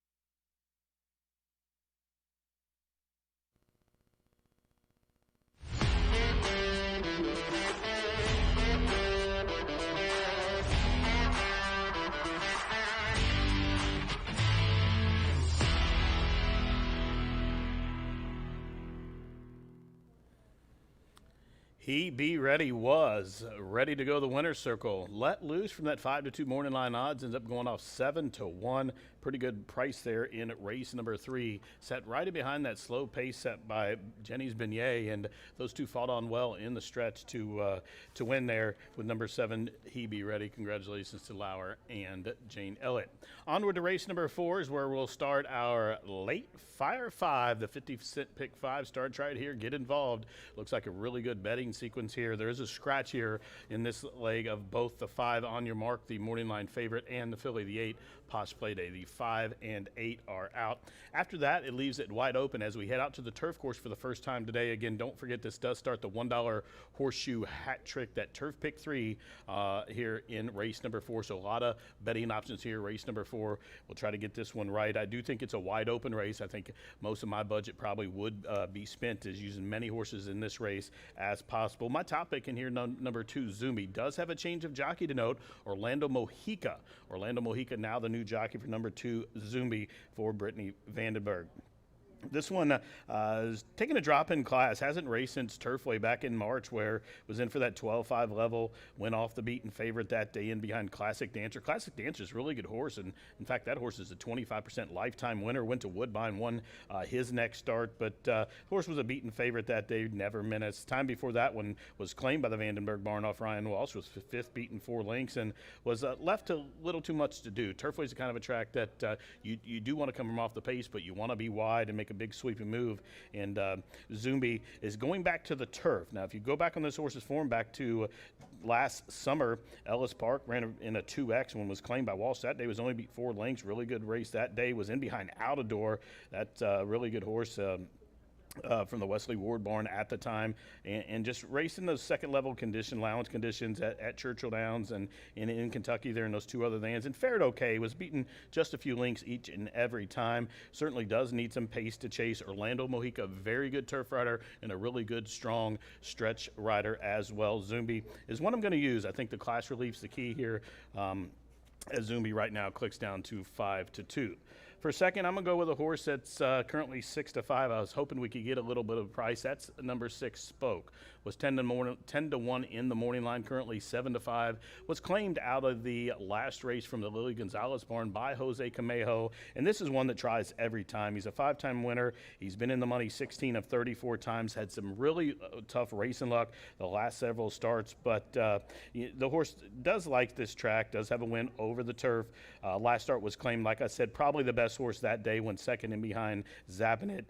Time before that, for the last 5 or 6 times before that, had a young jockey named Marcelo Flacco on, but those are some really tough races that horse is running at. Even if you go back to Turfway, that synthetic form, which we know translates to turf a lot of the times, was just beaten only 5 lengths in the 4-go stakes there at Turfway.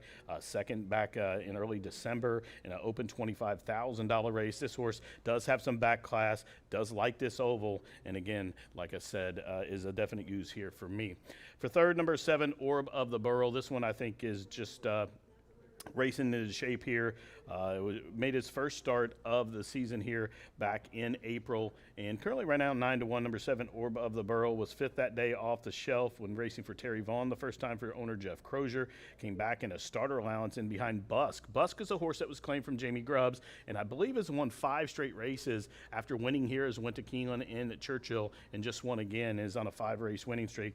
Busk is a pretty good horse. Ran only 3rd in behind that one. Went to Belterra, was 2nd as a beaten favorite, 2 back. And last start here in behind Metallic Man was 4th, beaten 5 lengths on the dirt. Now the horse says never raced on the turf, but showed okay form on the synthetic, but will need some pace to chase. The horse is going to be a price 9-1, being left alone, as you see Jeff Crozier there in the red shirt giving some instructions to Thiago Canuto. So 2, 6, 7 for me in a race that I can make a case for pretty much almost every horse in the race. So if I was playing a bet here that like the pick 5 that starts, I'd probably use most of my budget here as possible. The 50-cent pick 5. In fact, I'm going to go 4 deep. I'm going to use those 3 we talked about, and I will throw in the 4, 8-1 into the Sunrise. This is one that loves the turf. Has made $328,000 on the turf. 25 starts, has 5 wins, 2 seconds, 3/3. It's one I think you need to use. Gav Ashton does ride this turf course pretty good, and you're going to get some value right now, 9-1.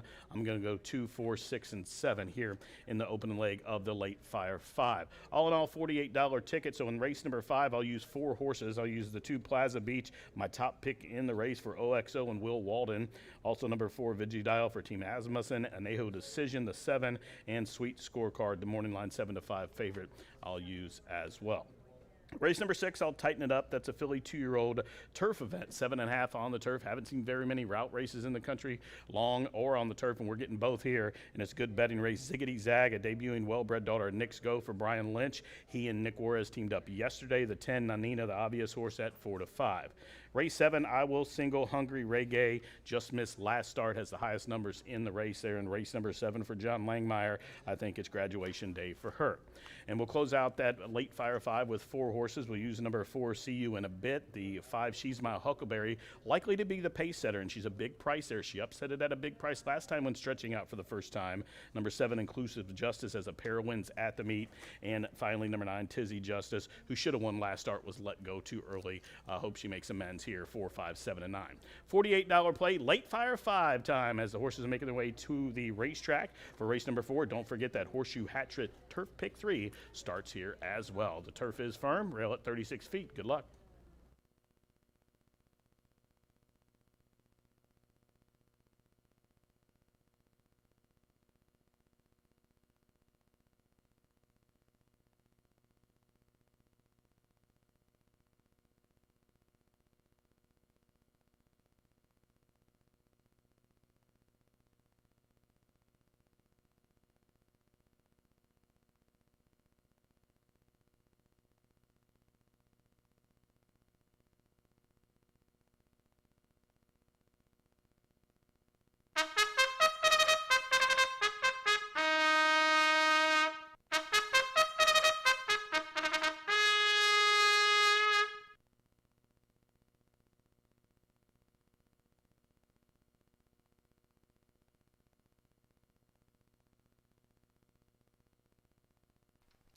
The horses stepping onto the track now for the 4th race.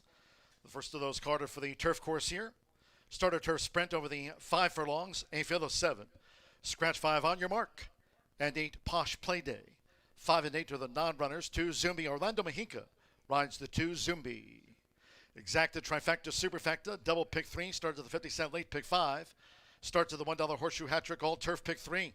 Course rated firm, rail at 36 feet, fast main track. Nearing post time.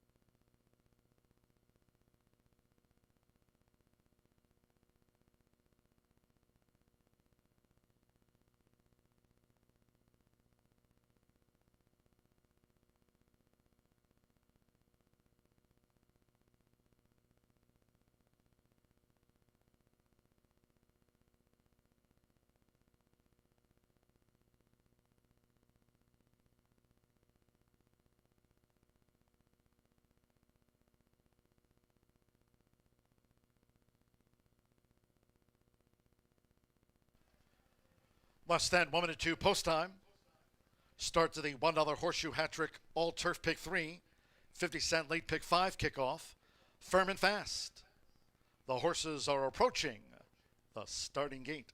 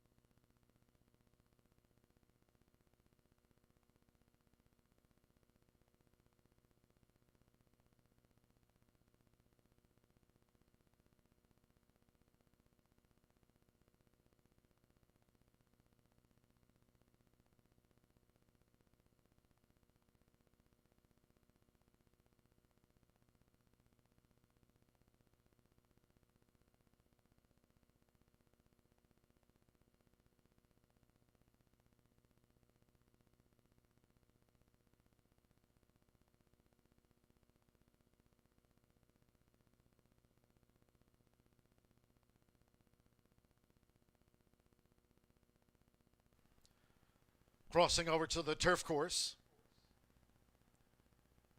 near the sprint start.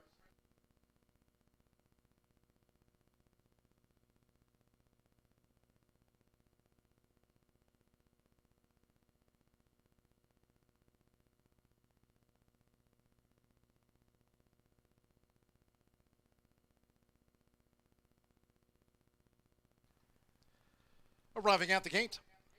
It is now post time. They're going in. Evan Roman, Party Vicious. First into the true center starting gate. Gavin Ashton into the Sunrise coming up in the red.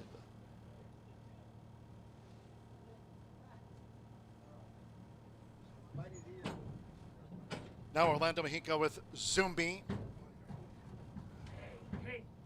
Marcelino Pedrosa Jr. Spoke.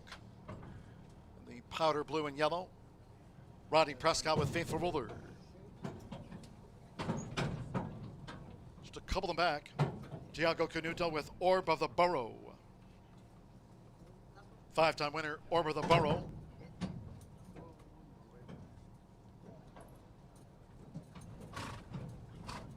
Spoke, 7-5 favorite. One more, Santo Sanjo with Fear and Loathing. Course here firm around the 36 feet. Start to the Horseshoe Hat Trick All Turf Pick 3. All in line.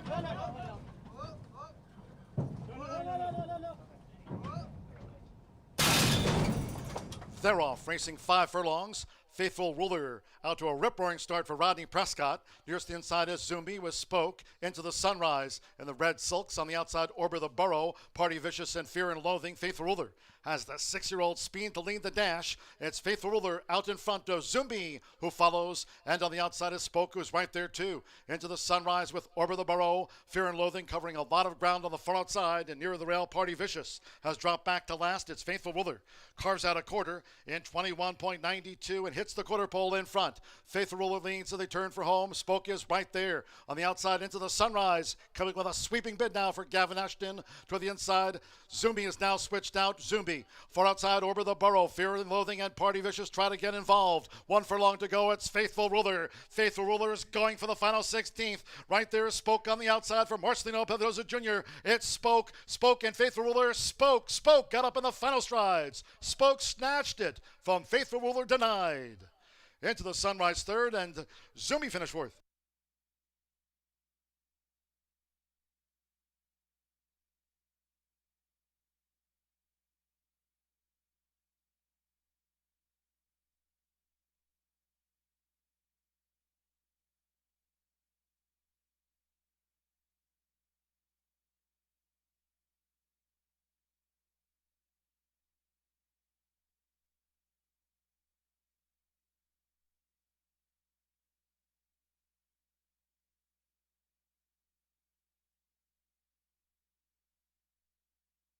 $55.77 after the turf dash.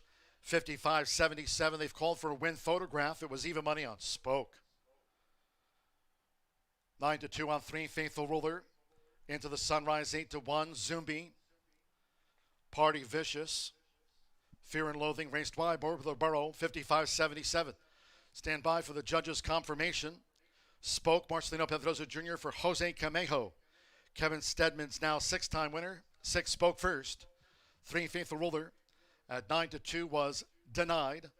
4 Into the Sunrise. 8-1 odds third, and 2 Zumbi. 2-1 fourth Orlando Mexica. 6-3, 4-2.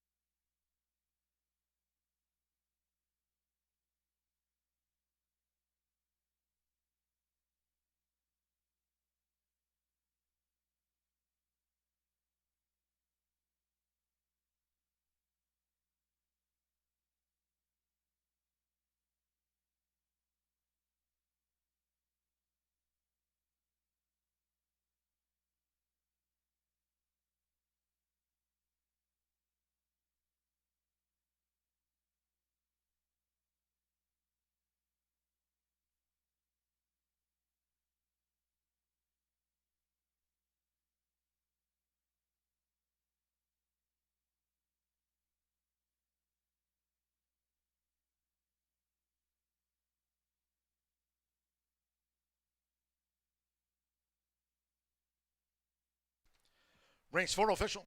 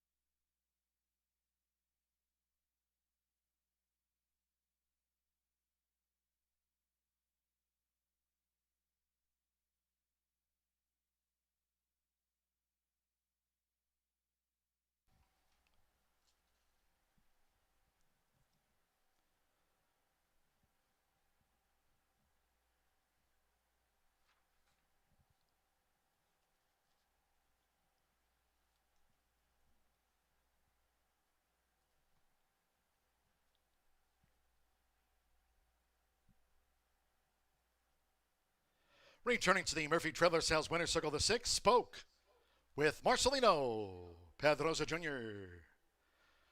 Spoke is a 6-year-old dark mare brown Ridgeling by Jack Milton.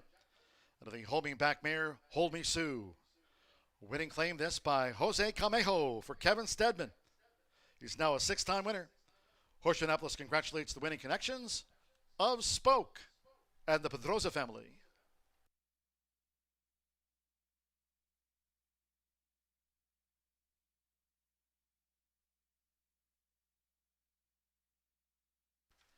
$6-3 exacta, $17.40. 50-cent trifecta, 6-3-4, $17.60. Here's a 50-cent pick 3 result on races 2, 3, and 4. Pays out $98.75. The 7-6 double paid $44 even. Zumbi fourth, 10-cent superfecta, 6-3-4, $7.80. 5 and 8 were non-runners. Favorite was first. 7 starter Rank Kuick, 55.77 seconds after the running of race 4. Race 5 next on the docket. 3-year-old fillies Sprint, scratch 3 Insta Kiss. Number 3 Insta Kiss has been scratched. Exacta trifecta superfecta, double pick 3, started the late pick 4, presented daily by Itoba. Fast and firm, 4:13 post time.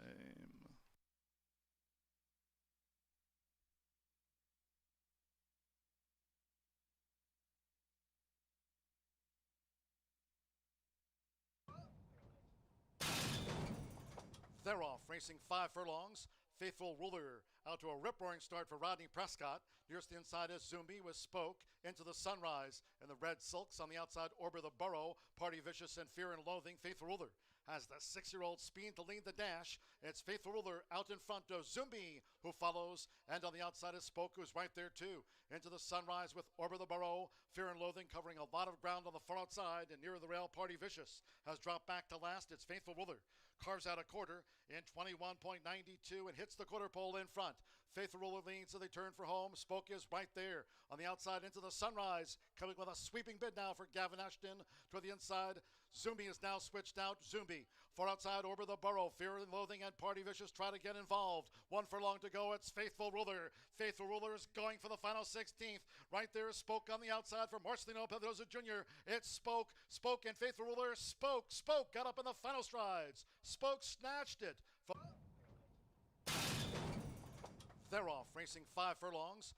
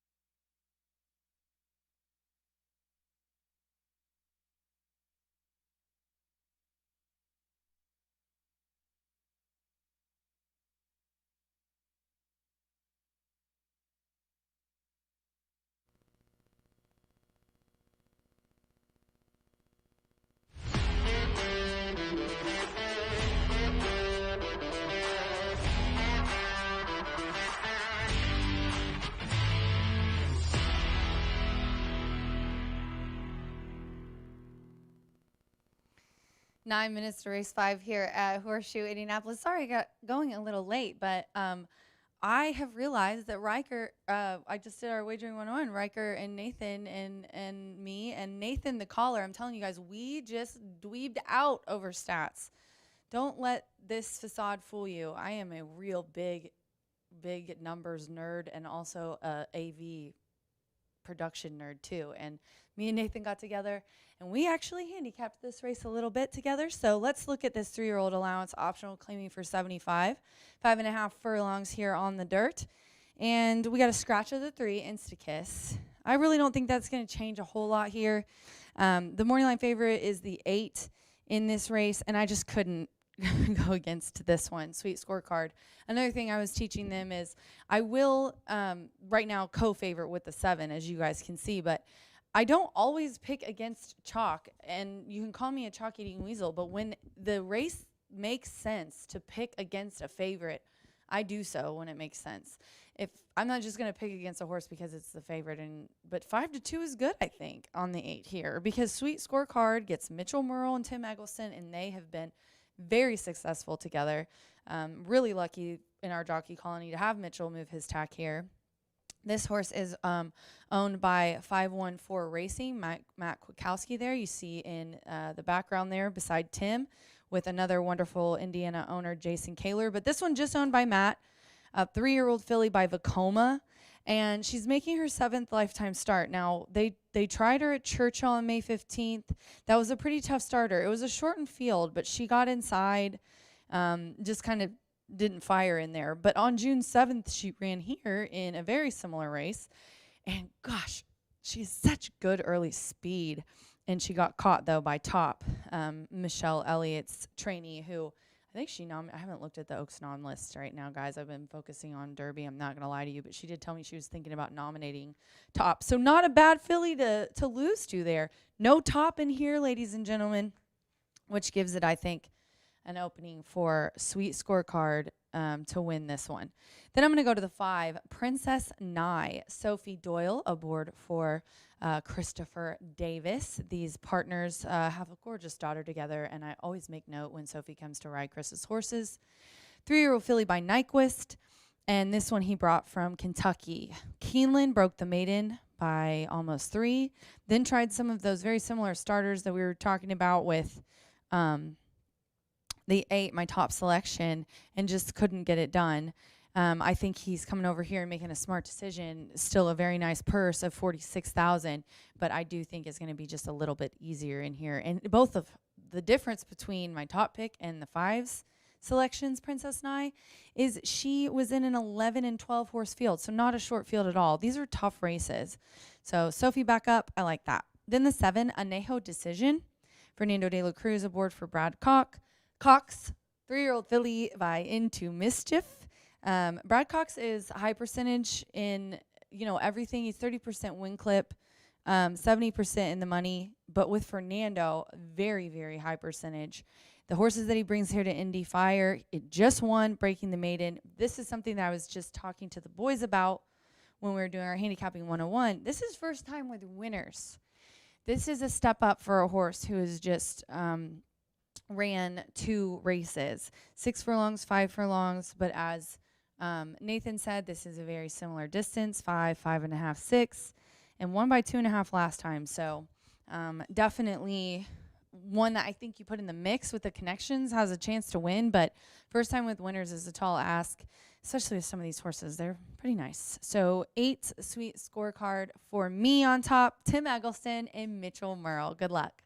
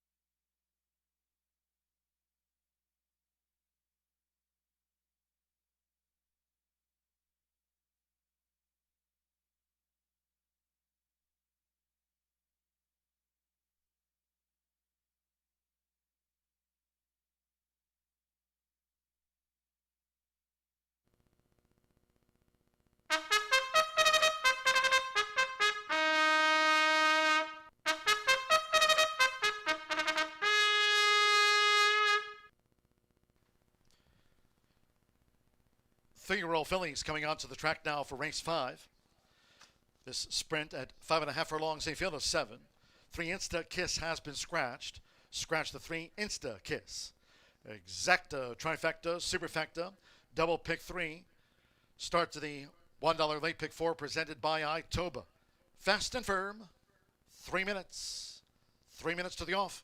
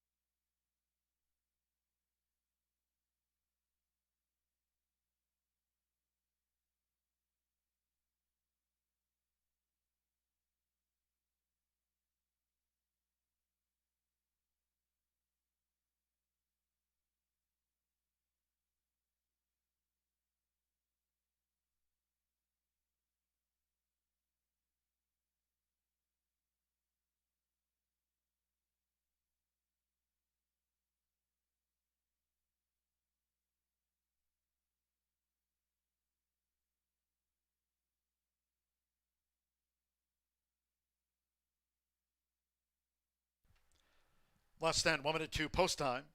Start to the $1 late pick 4 presented by Itoba. Fast and firm. Less than 1 minute on the clock.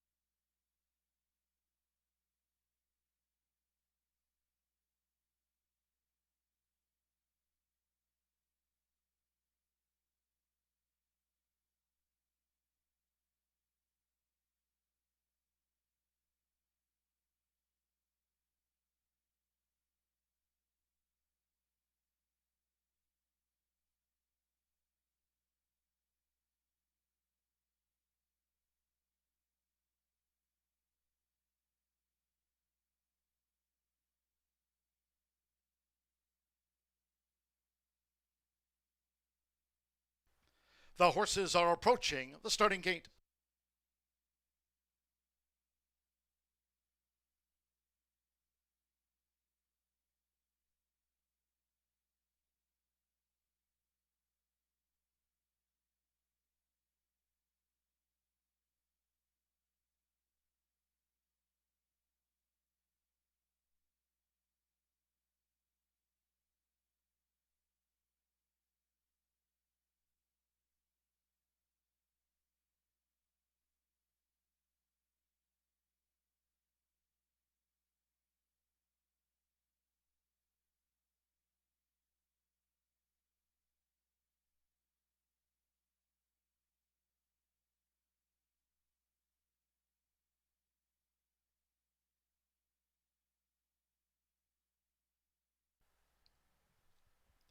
The horses have reached the starting gate.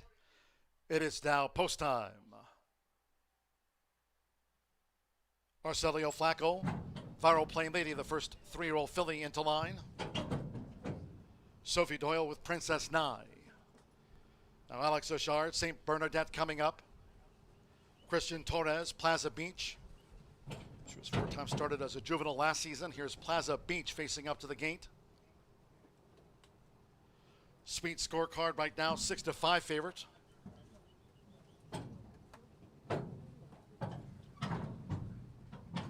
Keith Asmussen with Vigidal coming up. And it's 6-5, one more. Sweet scorecard, the daughter of Vacoma. Mitchell Murrell for Tim Eggleston, stand by. At 5.5 furlongs, Sweet scorecard. Completes the lineup, all in.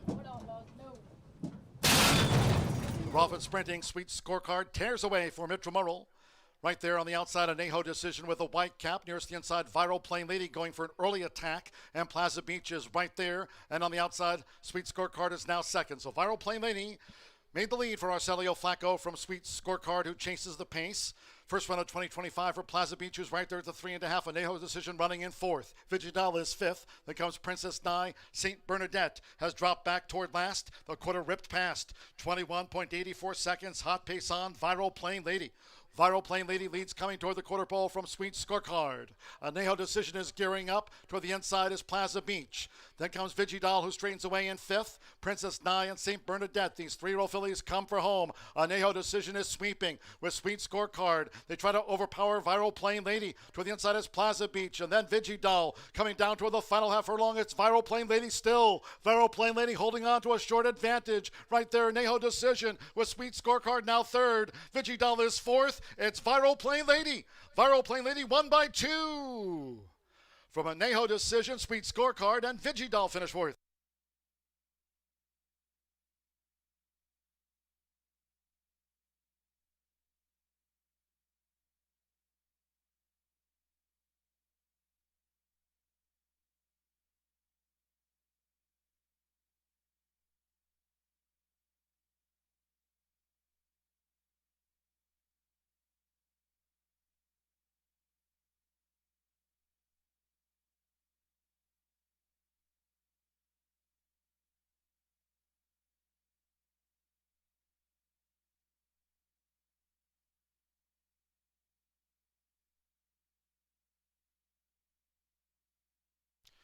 .104.22 after the 3-year-old fillies dash. One Viral Plain Lady, 8-1 first. The judges will examine a photograph before posting the second and third. Stand by for the fourth. Viral Plain Lady. Arcelio Flacco went for an early attack. Holds them off late. Rogelio Labra, Ricardo Labra. Viral Plain Lady was 8-1. 7 Anejo Decision. 4-1 the runner-up 8. Sweet scorecard. Even money favorite third. And the 4 Vigidal. 4-1 fourth. 1-7-8-4.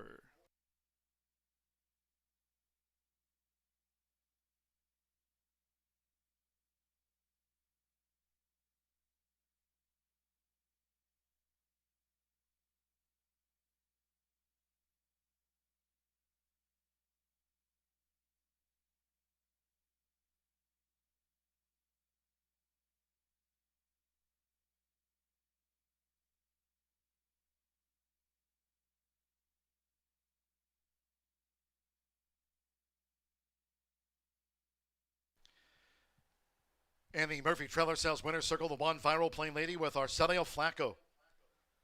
Viral Plain Lady. 3-year-old chestnut filly by Mitoli. And a Social Vindication by Vindication. Bred in Kentucky by Minola Farm 2 LLC and R.J. Judy, her Kentucky breeders. Rogelia Labra trains for Ricardo Labra. Horseshoe Indianapolis congratulates the winning connections of Viral Plain Lady. Was 8-1, it's official.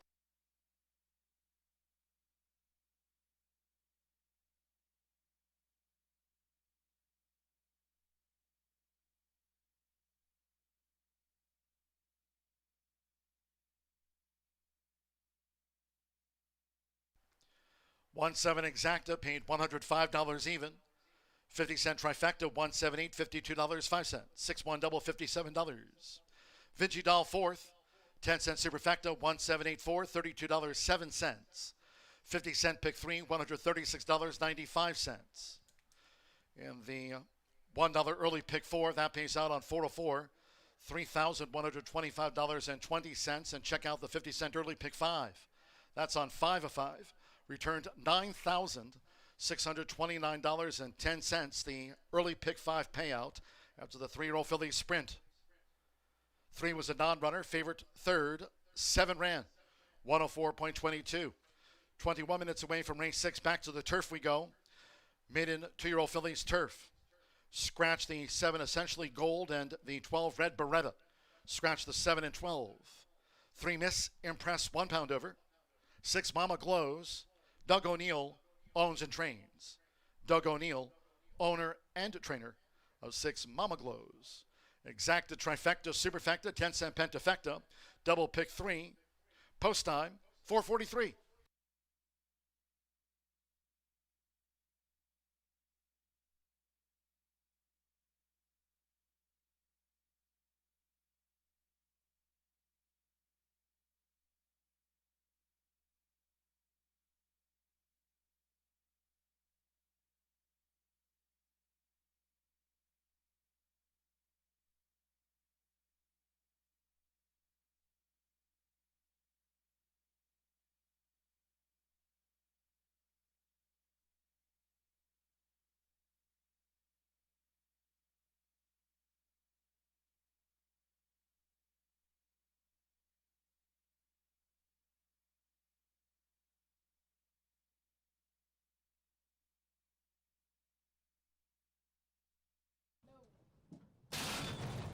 Rolfin sprinting, sweet scorecard, tears away for Mitramurl.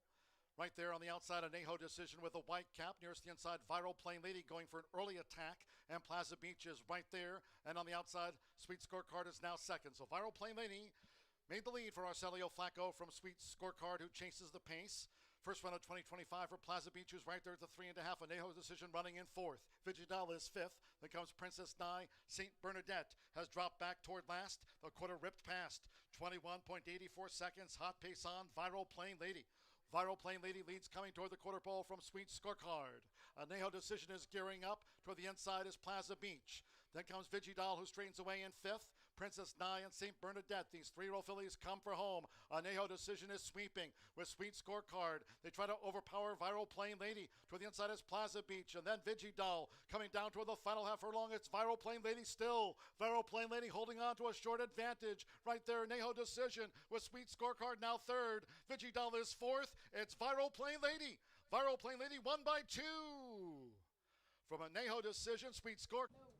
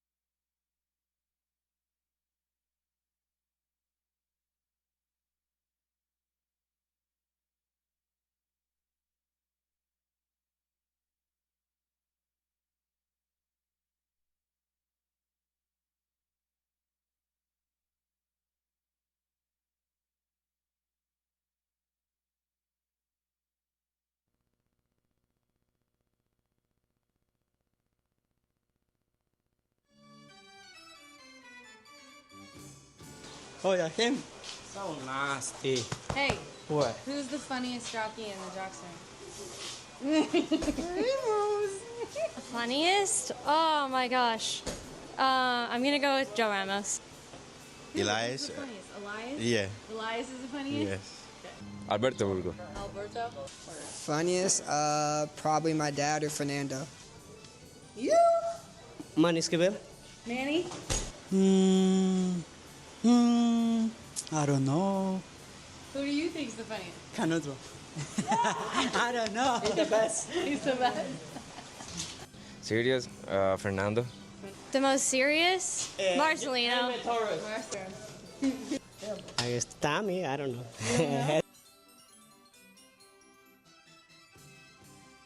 Who's the dirtiest jockey in the jock ring? Whatever, mister. I have to take a shower before I can get my... What? You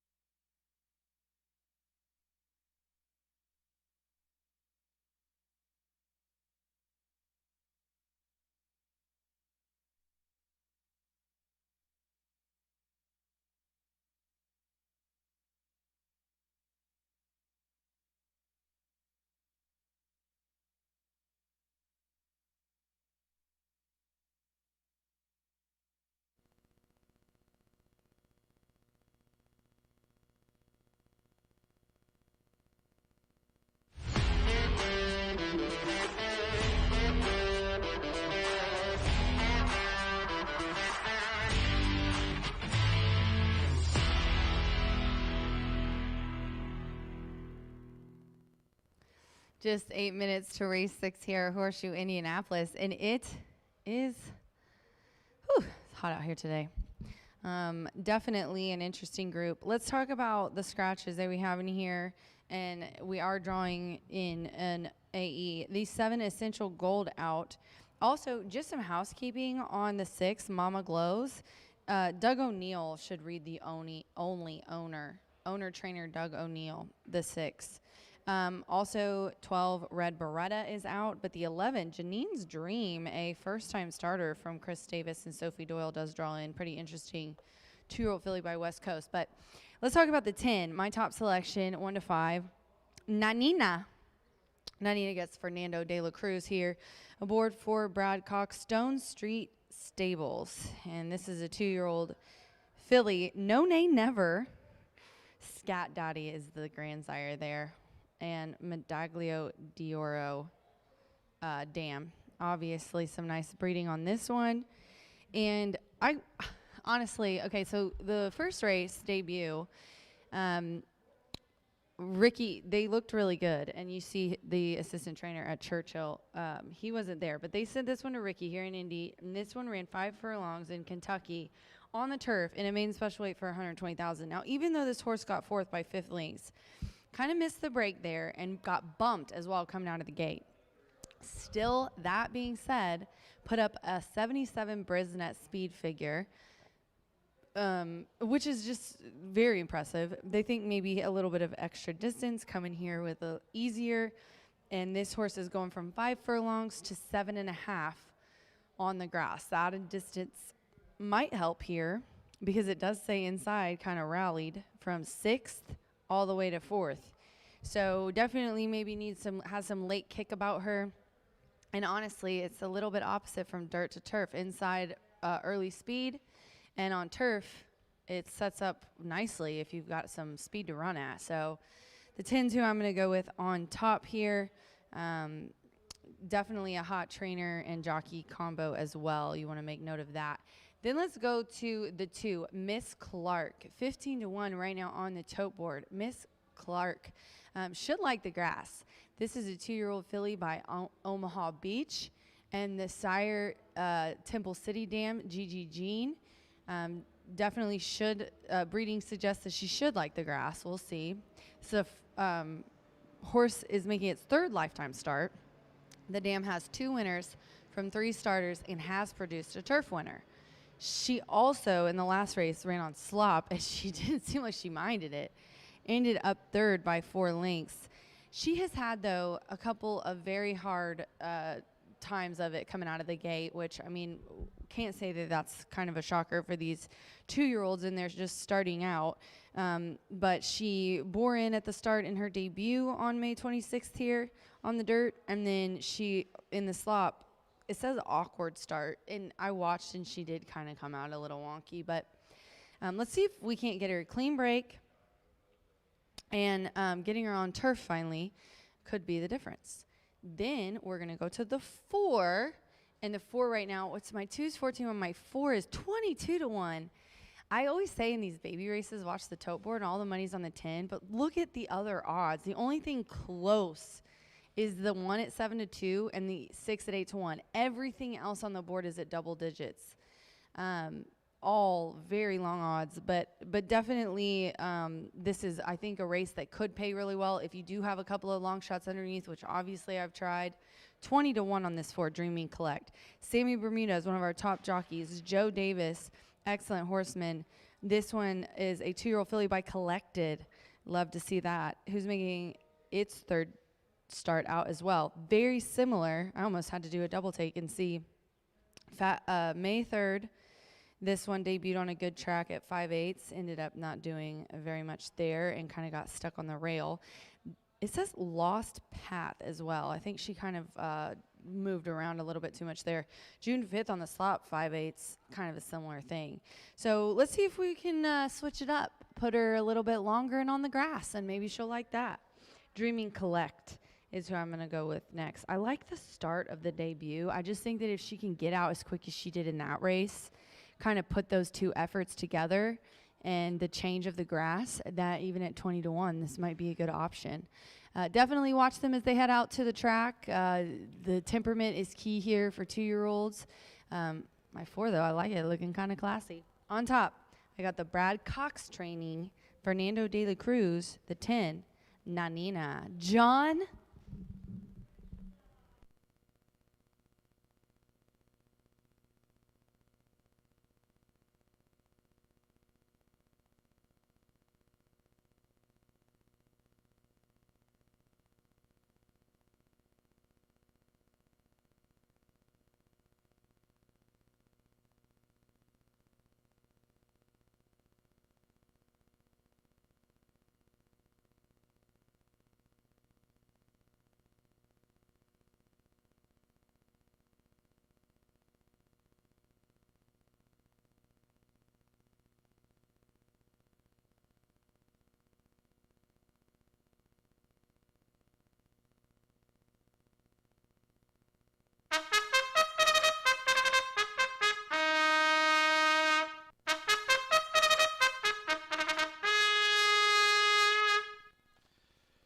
Maiden 2-year-old fillies called postward now for the 6th race.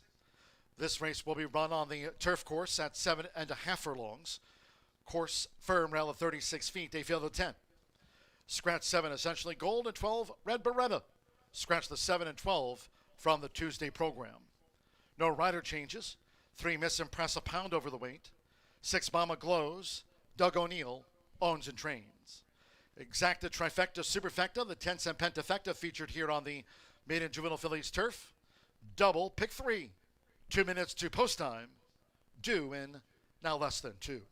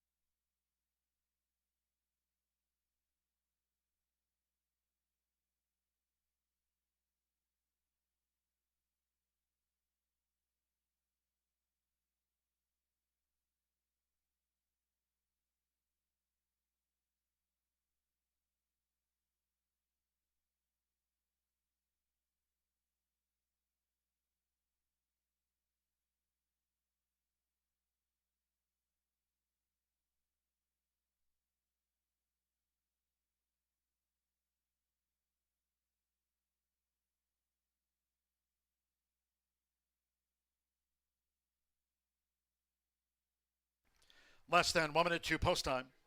Under a minute.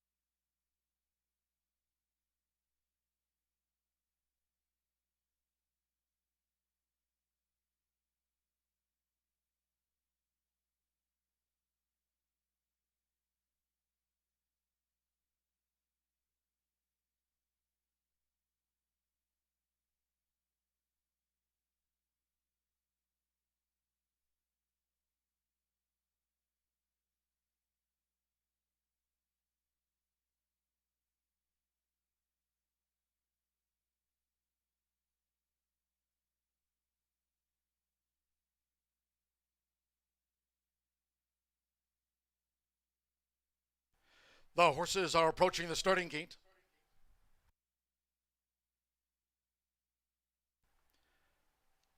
Air Horse 1 drone view here from Horseshoe, Indianapolis. The second of three carded for the turf course, rated firm, rail of 36 feet. Crossing over. Going down to the 7.5 furlong turf start.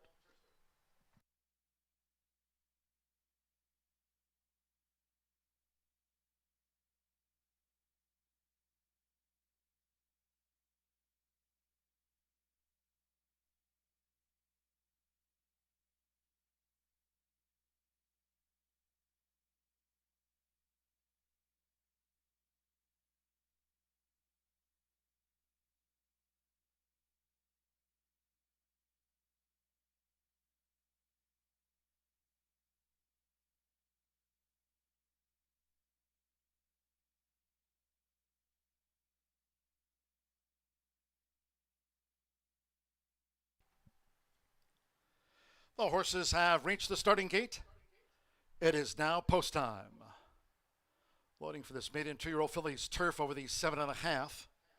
Nick Juarez with Ziggity Zag. The first of 10 into the starting gate here. Firm turf. Evan Roman with Mama Glows. Doug O'Neill's debuting daughter of Nyquist here, Mama Glows. Mama Glows is joined. Ziggity Zag. Rolando Aragon. Miss Clark coming up in the green and white.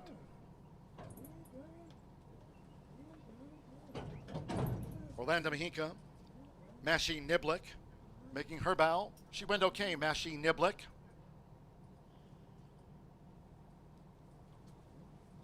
Miss Clark. Miss Clark's in. Miss Impress coming up. That's the white dots on the black sleeves. With Joseph Romero, Miss Impress. Sando Sanjor with Sweet Espresso. Here's a 4-race maiden, Sweet Espresso. Here over the 7.5 furlongs. Sam Bermudez Dreaming Collect drew 4. Sweet Espresso in, Dreaming Collect. 1-2 favorite. Nanina, Fernando de la Cruz for Brad Cox. Nanina went in well. We have a loose horse. With just 2 back, a loose horse. JR Miss Starlet. Unseated Marcelino Pedroza Jr. We have a juvenile filly running up the course here, and there will be a delay.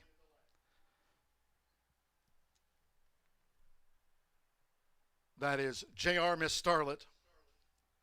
A loose filly.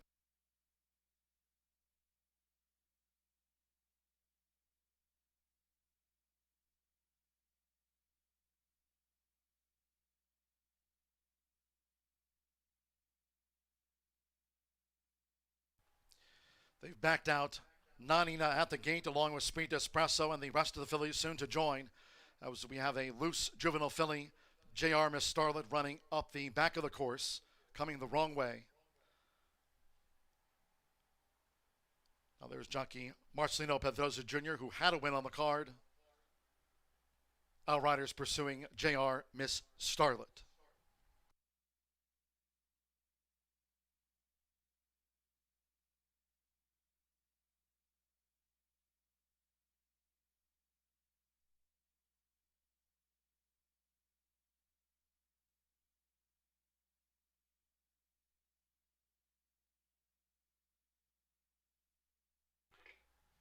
Late scratch on the 5, JR Miss Starlet, ordered scratch now by the stewards. All wagers here on the 5, JR Miss Starlet, refunds. 1 and 5 will be a consolation double 1-5 as the Outriders remain in pursuit of JR Miss Starlet. She's now galloping back toward the half-mile pole. Still running loose on the back is JR Miss Starlet with the Outrider in hot pursuit. Scratch 5 here, JR Miss Starlet. Those using the 5 in a multi-race wager. Those wagers will now transfer to the post-time favorite. 1 and 5 for a consolation double. Scratch the loose filly. Still running up the back of the course, JR Miss Starlet. The 5 is withdrawn.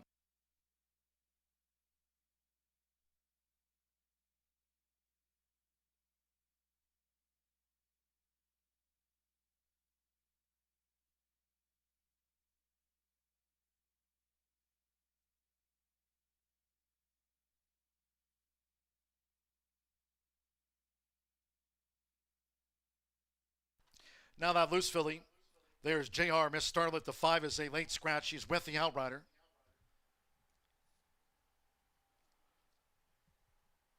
As always, each and every racing day, saluting the job done by all the outriders across the nation. Scratch the 5, JR Miss Starlet, and we'll stand by to reload.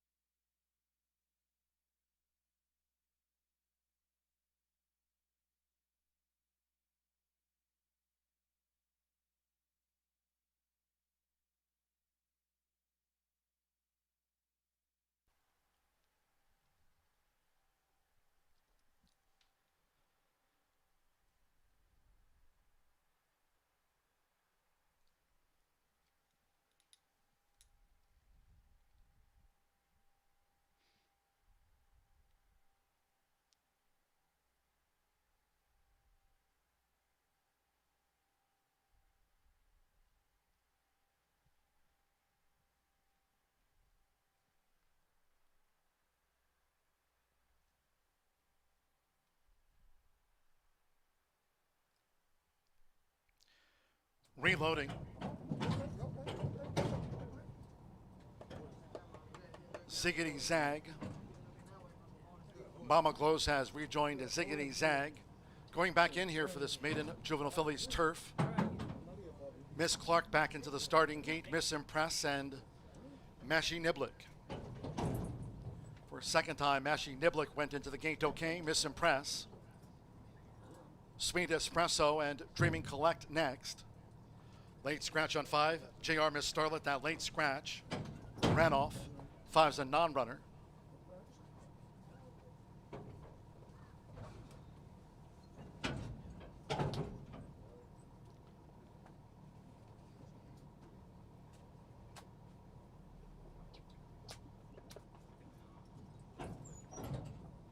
Nandina 4-5 favorite reloading.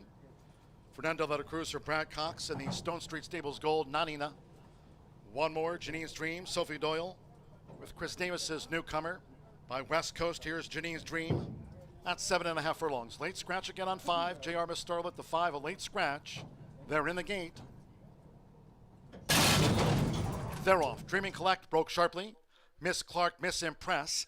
Ziggity Zag holds her position with the rail as they make their way toward the first turn, and the German-bred Nanina right over to that running rail for Fernando de la Cruz as they make their way out to the stretch. It's Dreaming Collect with Miss Clark in the green cap, and Ziggity Zag holds the rail.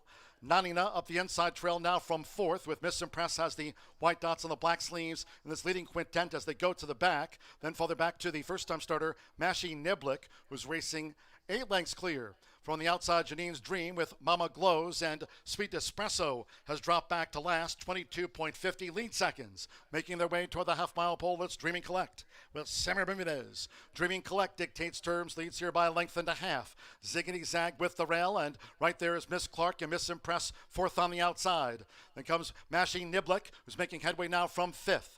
Nanina drafting in behind these fillies, racing close up. Only 5 from leader Dreaming Collect as they traverse the far side of the course. Then still a break back there to Janine's Dream, along with nearest the inside, Mama Glows and Sweet Espresso remains the back marker. Half mile, 47.26 seconds, under a quarter of a mile to run. Dreaming Collect leads these maiden juvenile fillies for home as Ziggity Zag is now coming with a bid for Nick Juarez, but it's still Dreaming Collect. They come down toward the final furlong. Dreaming Collect, the longtime leader, still staring at one more 16th, holds a 2-length buffer zone over charging now. Ziggity Zag trying to get up here to Dreaming Collect. Nanina's 3rd best. They're near the wire. Ziggity Zag, Ziggity Zag, Ziggity Zag.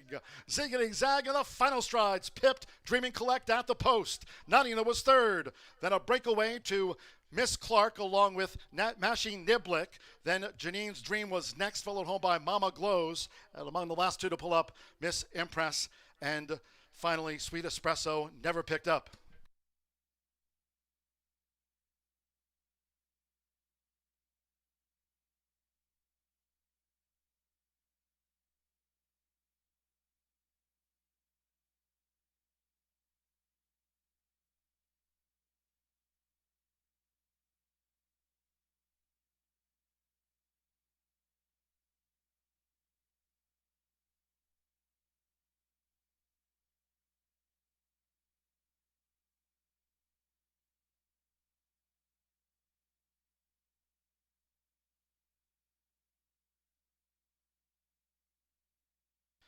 Photo after the maiden juvenile fillies turf, 129.66. Photo finish.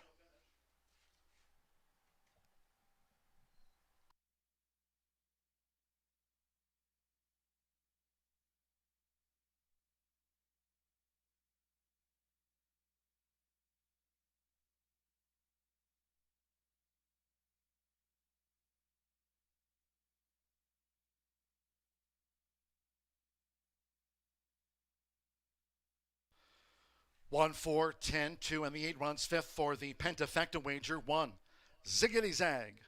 3 to 1 first. 4, Dreaming Collect. 21 to 1 denied by the first time starter Ziggity Zag. 10, Nanina.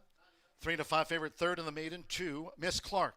10 to 1 fourth. Edge the 8, Mashie Niblick fifth.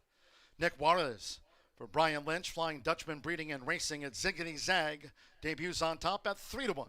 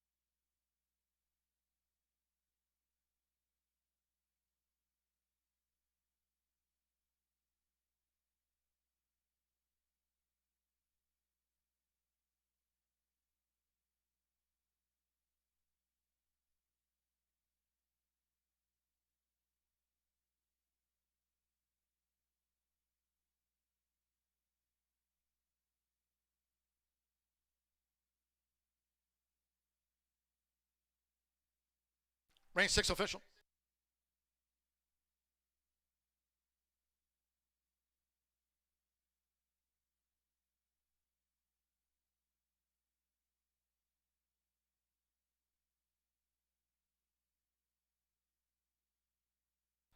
Returning to the Murphy Trailer Sales winner circle, 1, Ziggity Zag. Another winner here this week for Nick Juarez. Ziggity Zag is a 2-year-old Grey Roan filly by Nixco. And a Lounge Act by Creative Cause.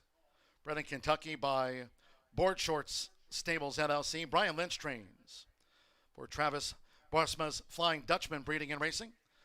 Horseshoe Indianapolis congratulates the winning connections of this newcomer.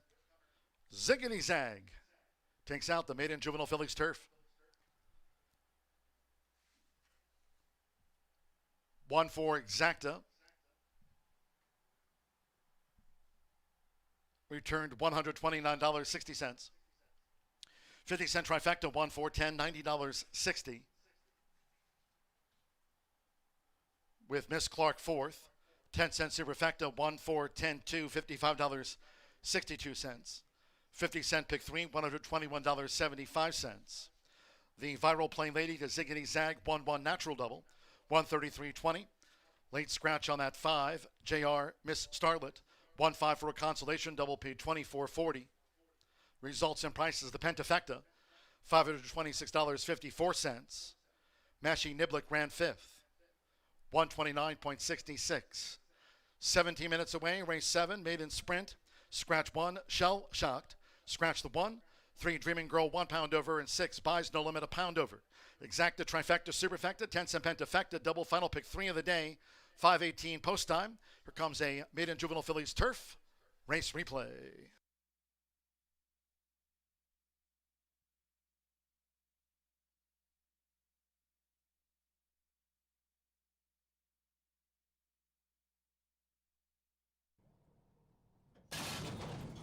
They're off. Dreaming Collect broke sharply. Miss Clark, Miss Impress. Ziggity Zag holds her position with the rail as they make their way toward the first turn, and the German-bred Nanina right over to that running rail for Fernando de la Cruz as they make their way out to the stretch. It's Dreaming Collect with Miss Clark in the green cap, and Ziggity Zag holds the rail. Nanina up the inside trail now from fourth, with Miss Impress has the white dots on the black sleeves in this leading quintet as they go to the back. Then farther back to the first-time starter, Mashi Niblick, who's racing 8 lengths clear. From the outside, Janine's Dream with Mama Glows, and Sweet Espresso has dropped back to last, 22.50 lead seconds. Making their way toward the half-mile pole, it's Dreaming Collect with Samir Bermudez. Dreaming Collect dictates terms, leads here by a length and a half. Ziggity Zag with the rail, and right there is Miss Clark and Miss Impress fourth on the outside. Then comes Mashie Niblick, who's making headway now from fifth. Nanina drafting in behind these fillies, racing close up. Only 5 from leader Dreaming Collect as they traverse the far side of the course. Then still a break back there to Janine's Dream, along with nearest the inside, Mama Glows, and Sweet Espresso remains the back marker. Half mile, 47.26 seconds, under a quarter of a mile to run. Dreaming Collect leans these maiden juvenile fillies for home as Ziggity Zag is now coming with a bid for Nick Juarez, but it's still Dreaming Collect. They come down toward the final furlong. Dreaming Collect, the long-time leader, still staring at one more 16th, holds a 2-length buffer zone over charging now. Ziggity Zag trying to get up here to Dreaming Collect. Nanina's third best. They're near the wire. Ziggity Zag, Ziggity Zag, Ziggity Zag. Ziggity Zag in the final strides. Pipped Dreaming Collect at the post.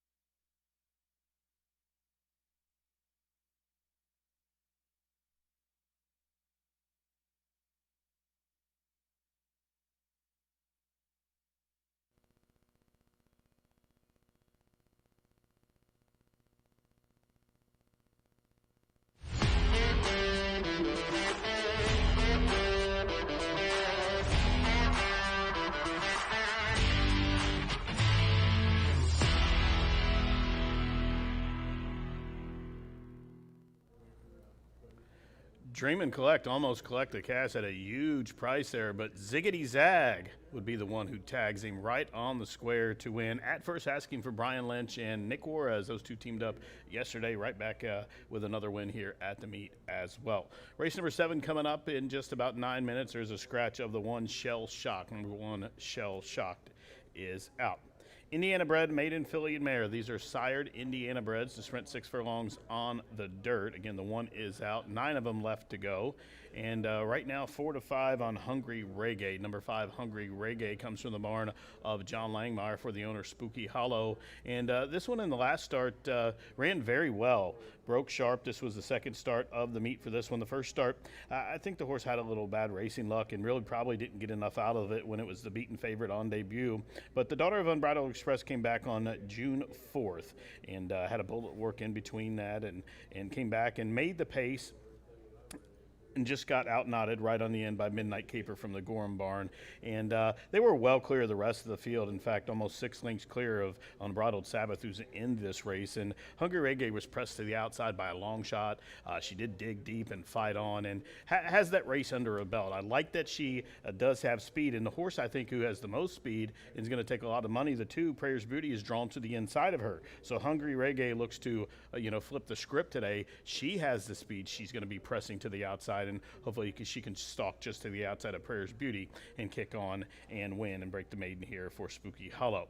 Now for second, I'm going to go for a horse that's coming out of that same race I just spoke about her. That's number 4, Unbridled Sabbath. This one was third in behind my top pick last start in that maiden special on June 4th. And big contrast in the prices, 4 to 5 on my top pick. This one's 10 to 1 and comes from the barn as all they're doing is winning as of late. We spoke all day about the Heron Thoroughbreds, and John sends this one out. On debut, she was second and behind a good horse named Foxy Justice from the West Barn. Then she came back in that aforementioned race. She was third and just kind of flattened out. I think she wants a little more ground ultimately, but she's in with a chance here. Should Hungry Reggae and Prayer's Beauty get in a speed duel and burn each other out, Unbridled Sabbath looks to be the benefactor. I think she can stalk a good trip and sit off them and try to kick on when it comes time to belly down and run for the money through the lane. She's going to be a good price, 10 to 1. As you see her in the paddock, she's being saddled away from the other horses. Sometimes they'll do this with these horses just to keep them calm, and you see her, she's pretty calm. She has her ears up as Socorro just tightened overgirth. That's the strap that goes over the saddle, and they'll step her off right now and let her get her legs under and stretch where that saddle was just tightened on her. But she seems to be acting okay. I don't know if they have her down there from in the past that she's acted up a little bit, but she's down away from everybody else. She doesn't seem to be hot and doesn't really have much lather on her or anything, and see Socorro there just stretching her legs out for her. But she seems to be okay in the paddock. She's calm out there, and she looks the part here, 10 to 1 on her. Now for third, I'm going to go for number 2, Prayer's Beauty. I'll throw her in the mix here. This one comes to the barn of Tim Eggleston. Mitchell Merle, his go-to rider, has the call. This one debuted full of speed, was 4th, beaten just a length and a half that day in behind Innisfree Lass. And a couple of horses in that race came back and won. She threw a little bit of a gate fit that day. Sacris Crest, who was 3rd from the Clot Barn, has come back and won since as well. And then she had a little bit of respite, came back on June 4th in a 5.5 race. And in behind a horse named Liz's Legacy. Liz's Legacy was well met last year, ran a couple really good races and was put away for the winner. And she came back for Gorham's Barn the other day in her first race off the shelf and just absolutely run a bang-up race. This one had the unfortunate have to run into her that day, but she did fight on well, was second and held Estrella Berlante, who's in this race for the second spot, well clear. But Prayer's Beauty expects to have to be, as long as she jumps well, she's got to go from that inside stall and try to play a game of catch me if you can. Prayer's Beauty currently 9 to 5 right now. 5-4-2 for me here in this field of 9. Don't forget this race does offer 10-cent pentafecta wagering. We just seen their first pentafecta today in the thoroughbred variety in race number 6. It paid well over $500. The horse that won it was 3 to 1. Did have a big price for second. The big favorite was 3rd, and the logical horse is 4th and 5th there between the 2 and 8. And it still paid $540 or so for a dime. It's a bet you want to play. It just takes a couple of little long shots to get in the mix there. And should you be able to get one of these horses on top and maybe one of the favorites off the board, it can pay dividends. But I think it's Hungry Reggae's race to win or lose. I think she has the advantageous post position, and I'm going to put her on top here in race number 7 as it starts our final pick 3 of the day. Good luck.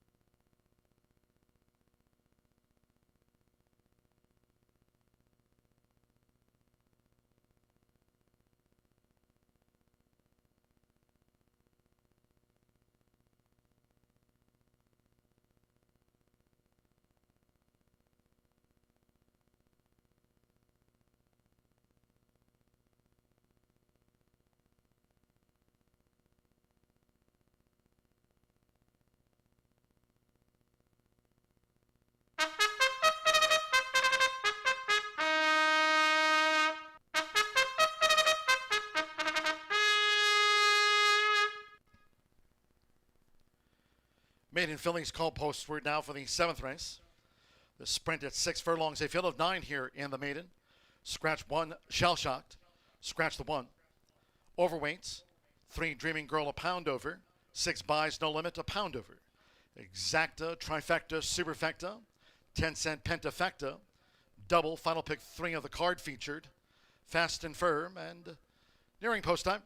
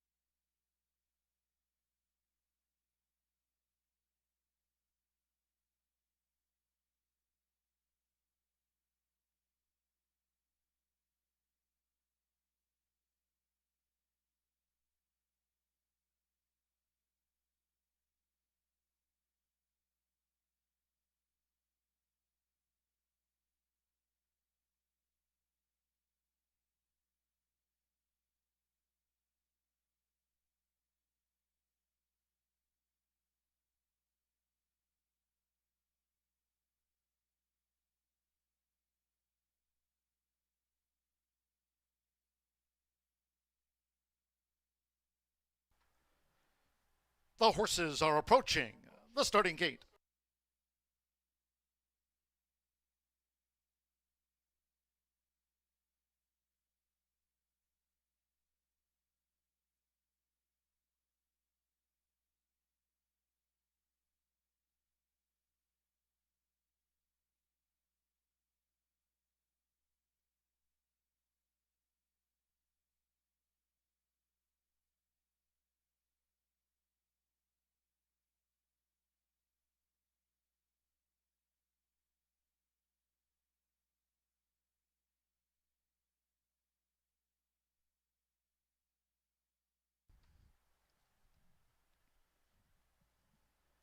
The horses have reached the starting gate. It is now post time. Loading. Mitchell Prayers Beauty. Felix Ostadillo with Buys No Limit. The first couple in for this Maiden Fillies dash. Joseph Romero with Dreaming Girl. Yellow Red Flames. Sando Sanjo with Estrella Brillante. Now Evan Roman, Unbridled Sabbath coming up. Indiana Smoke Show, Luis Contreras on the Tuesday score sheet. Simmer Bermudez with Hungry Reggae. Marcelino Pedroza Jr. with Gatling Girl. Wedin OK, one more. At 6 furlongs. With Fernando Leather Cruz. Martine. She was fourth on Belterra Park debut. They are in the gate.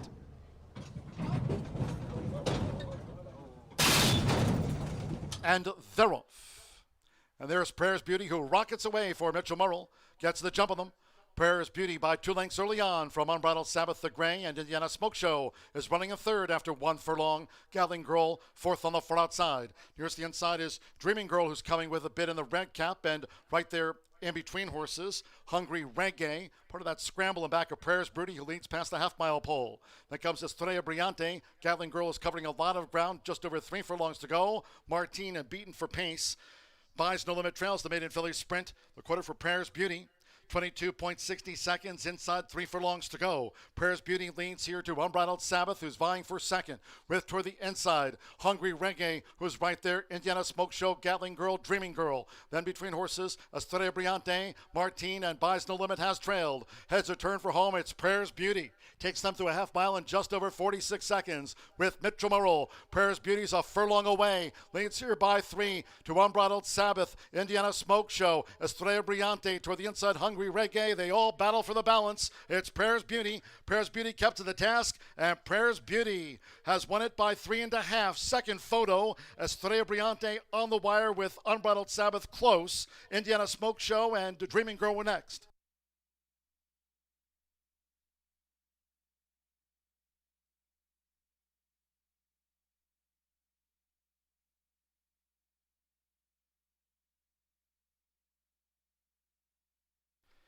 One 11.96 after the Maiden Fillies sprint. 111.96 to Prayers Beauty. 3-1 gets the result. Seconds of photo. A nose for the runner-up spot. Prayers Beauty. Mitchell Murrell for Tim Eggleston. A Willowbrook Stables Limited. Wendy Curry win. Prayers Beauty, third time was the charm.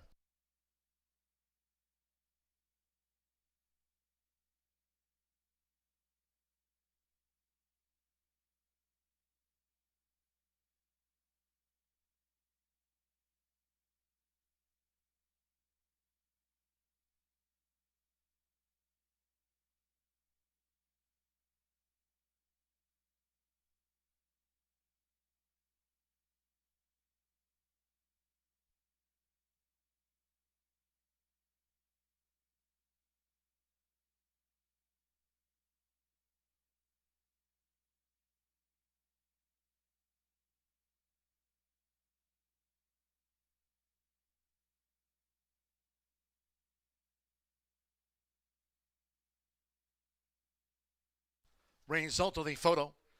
Finishing second was for Unbridled Sabbath. A nose over 7, Estrella Brillante third, 8. Indiana Smoke Show fourth, and 3, Dreaming Girl fifth for the Pentafecta wager. 2-4, 7-8-3.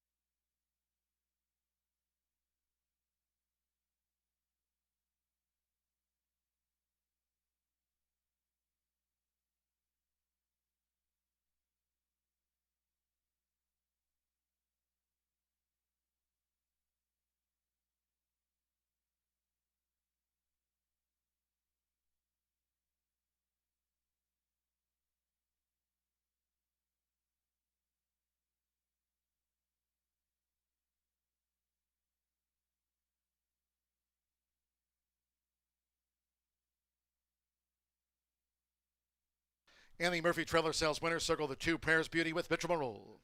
Prayers Beauty is a 3-year-old dark bay or brown filly by Prayer for Relief. Out of the Pass Rush mare, Huntington's Beauty. Tim Eggleston trains for Willowbrook Stables Limited, and Wendy Curry. Horseshoe Indianapolis congratulates the winning connections. Prayers Beauty out to the maiden fillies ranks today at 3-1.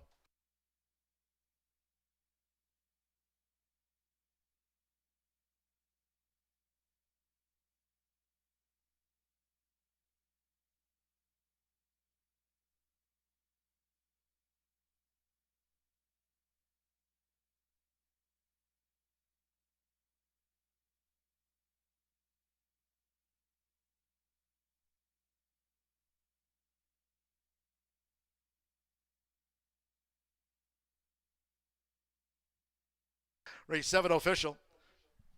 The 2-4 exacta paid $45.60. 50-cent trifecta, 247, $58.05. 50-cent pick 3, 1 with the 1 with the 2, $168.50. 10-cent pentafecta pays out $196.90. Dreaming Girl ran 5th. With Indiana Smoke Show 4th in the maiden filly sprint. 10-cent superfecta of 2478 paid $82.14. 111.96 to the 8th we go. Race 8 of 9 in the Distaff Turf Mile feature. There are no scratches. 8 Skip and Justice, Santo Sanjor on 8 Skip and Justice. 4 See You in a Bit. Add 1 pound to the program weight. The noting in the 9th, closing the card with a quarter horse maiden dash over the 300 yards in the finale. Scratch 5, Zooming Friday. 9 She's a Bull Concept, and the 13 Cindy Pop. 5 See You Don't Want to Be You, the jockey Jamarius O'Neill. Ride 6 See You Don't Want to Be You. 11 WRS Apolitical Gal draws in, will break from post position number 9. That's for the number 11 WRS Apolitical Gal. 12 Apolitical 6 a run. Francisco Quintero rides the 12, and Apolitical 6 a run will break from post position number 5. In the finale, scratch 5, 9, and the number 13. Exacta, trifecta, superfecta, Turf Mile with the 10-cent grand high 5, and starts the late double. Nathan Klein calling the Turf Mile feature at 5:48 post time.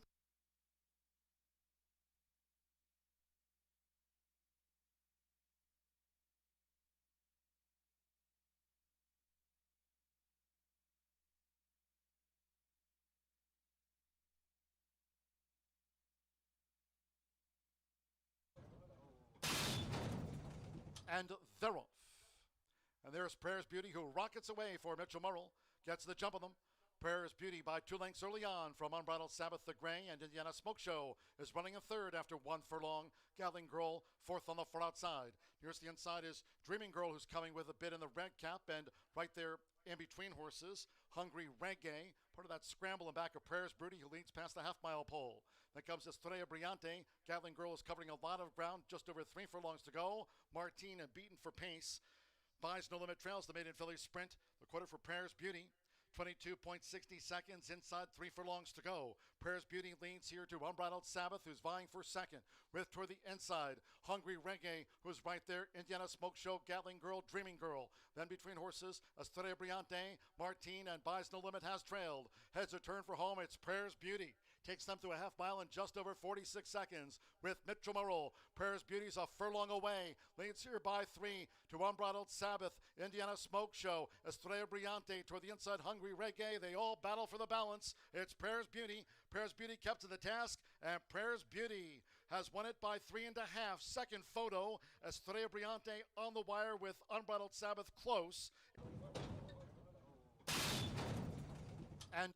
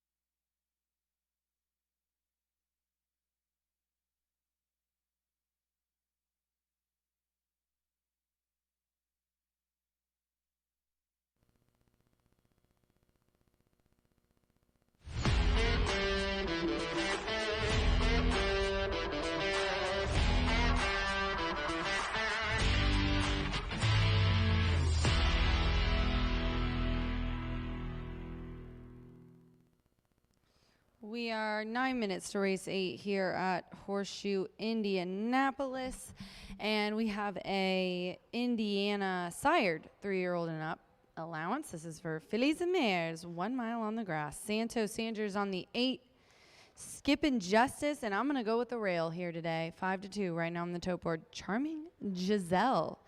Louis Contreras, very classy guy, moves his tack here from Canada to Indiana and is crushing. He's also looking to take the first and last thoroughbred race of the day, which would give him a double if I have it my way. 4-year-old filly by Charming Kitten. Bob Gorham trains. Marion is his sister. She owns this one. And June 4th, this horse ran on the turf, was third versus a similar group, stalked and made a bid for it, but just couldn't get up there. Kind of stuck right where she started out with, third, 5-6 off the pace, and then ended up only being a length and 3/4 off the leader for third. So very nice filly. She really fits an allowance. I think the stakes races, it's shown that she just kind of is, she hasn't shown up on stakes days, but man, in these allowances is she tries hard. So her last win was last year in September at 1.70 miles on a good track. So she does like off or turf, not shocking at all. Today she gets a very nice firm hot day to run on grass. I think she's gonna like it. She does kind of come from off the pace though. So we'll see how she takes this one, because there is a little bit of early speed with the 4, the 5, and even my 7. So, but I think she has enough to keep it going. I'm going to go to the 5 now, 9-2. She's my Huckleberry. One of my favorites. Doc Holliday. Evan Roman is aboard again. I think that this 3-year-old filly just likes Evan, because we switched to Evan last out, went a mile on the dirt, and man, did she come alive in that allowance. She broke her maiden by almost 8, and then went straight into Stakes Company last time, and then really hadn't done much in the debut, but it was the slop. Well, they put her at 2 turns, and she romped again, winning by 5.5 in there. She's also put a bullet work coming into here, and I think honestly there's some grass breeding. Empire Maker, Proud Citizen, so she should like the grass. Then we'll go to the 7, Inclusive Justice. Fernando de la Cruz aboard for Tony Granitz, who co-owns this 3-year-old filly with Kyle Chase. He's had some nice ones in the last couple weeks. 8 starts, 3 wins, a 2nd, and a 3rd. We're moving up though, obviously off that win, but look at these last 5 races, all the way back to this winner at Tampa. A couple of nice thirds, one of which on the grass, then it got taken off. Poor guy. I talked to Tony last week, or the week before, when it just rained and rained and rained, off turf, and he was just like, man, Rach, I really need to catch some grass here, because he has some grass horses, and they do really well. But a couple of thirds then came here, and on debut for 2025 here in Indiana, broke the maiden, romped by 7 1/4. A 2nd, which was kind of a best of the rest situation, but still a 2nd is a 2nd, and a win is a win, because last out on a track that came off as well at 1.16 miles, won by 1/2 a length. So getting back to a mile, getting back to grass, I think this is the way she likes it really the best. Inclusive Justice is who I am going to round out my try with. She's 4-1 right now on the tote board. 1, 5, 7 for me in the final thoroughbred race of the day. Good luck here in the 8th.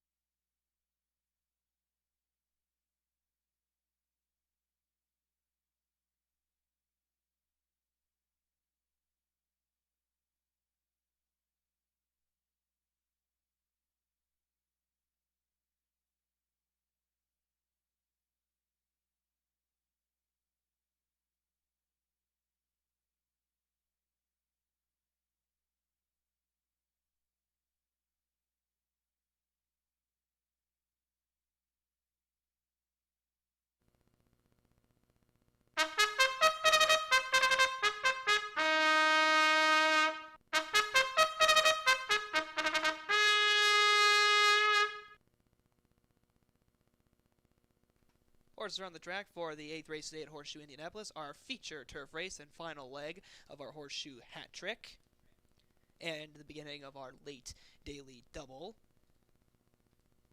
1 mile on the turf. The number 8 horse, Skippin' Justice, will be ridden by Santo Sanjor, and number 4, See You in a Bit, is 1 pound over. No scratches for this race. Good luck.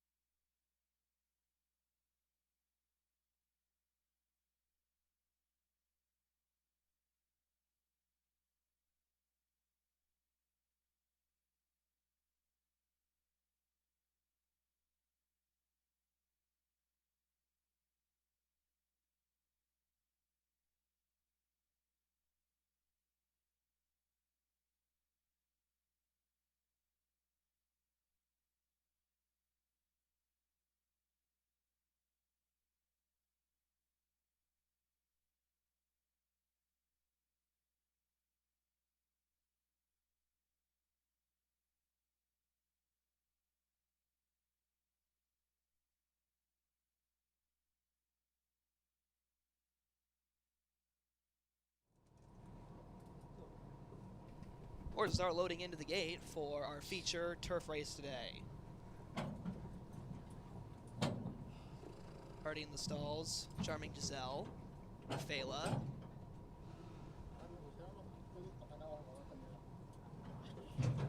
The stablemates. Number 7, Inclusive Justice, first to go. Then Juicy Justice is next.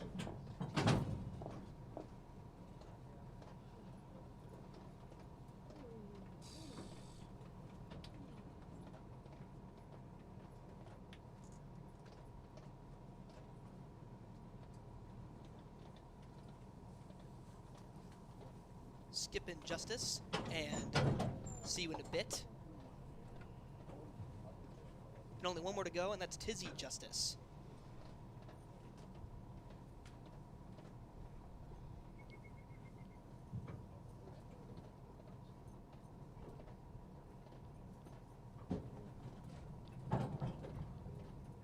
All in. And we're off and racing. Off in a perfect line. Going to the lead, see you in a bit, and then to their outside, she's my Huckleberry, sent forward in front by just ahead to see you in a bit on the inside with Rafaela in third. I Made It is back to fourth with Tizzy Justice, then Juicy Justice with Charming Giselle and Inclusive Justice as we're going into the first turn. Last of all, Skippin' Justice. Clear in front by half a length. See you in a bit on the inside. Hugs the inside just in front of She's My Huckleberry. The opening quarters run in quite fast time of 22 3/5 seconds. In the third spot, Rafaela just ahead of I Made It. And then another length back to Juicy Justice. To their outside, Tizzy Justice with Charming Giselle, Inclusive Justice, Skippin' Justice at the end of the field. 46 3/4 seconds for the half mile. Things haven't slowed down too much. In front, see you in a bit by a full length. She's My Huckleberry, and now their lead has shrunken significantly. The rest of the pack has joined up. I Made It is only a neck away from See You in a Bit. As we're now rounding the far turn, I Made It has made it to the front, but there's still a wall of horses. The entire field separated by only 5 lengths. I Made It just in front. See You in a Bit to the inside is in second. And to the outside with a sudden move, here goes Rafaela. Rafaela has taken over the lead from I Made It. Rafaela in front, then it's Skippin' Justice from the back, but they can't catch Rafaela at 10-1. To spark a mild upset. Skippin' Justice got up for second, then it was Charming Giselle for third, and at fourth, Juicy Justice. The final time, 1:35.7 seconds.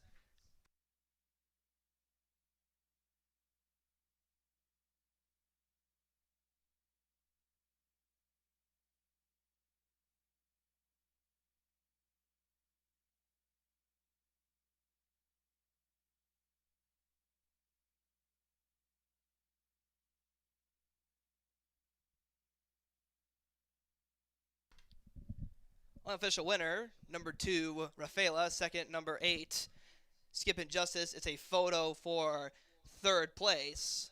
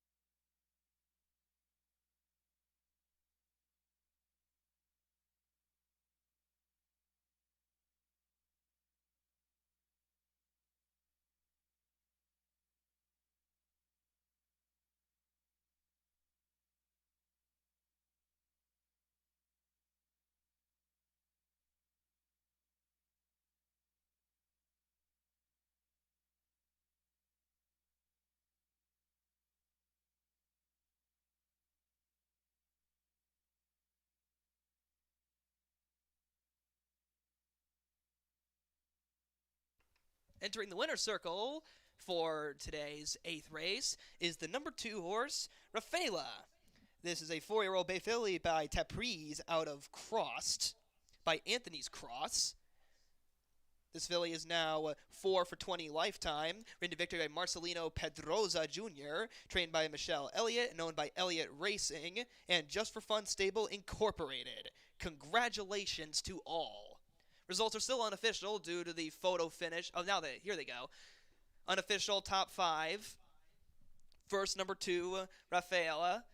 Second, number 8, Skippin' Justice. Third, number 1, Charming Giselle. Fourth, number 6, I Made It. And fifth, number 3, Juicy Justice 28163. We'll wait for results to be official and get your payouts momentarily.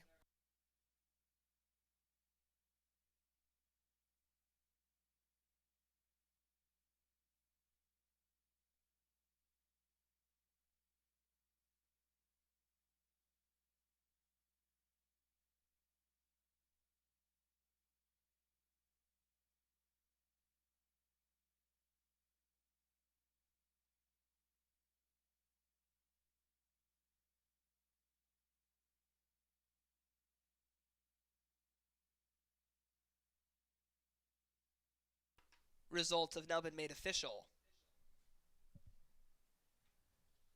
The winner paid $23.80 to win, $10 to place, $7 to show. The runner-up, $8.60 to place, $5.20 to show. The third place finisher, $3.60 to show. The $2 exacta paid $197.20. The 50-cent trifecta, $193. The $2 double, we'll get back to that in a moment. The 10-cent superfecta, $298.94. The 50-cent pick 3, $174.15. The 50-cent pick 5, back to that in a moment. The $1 pick 4 was $8,580.90. The daily double, $239.20.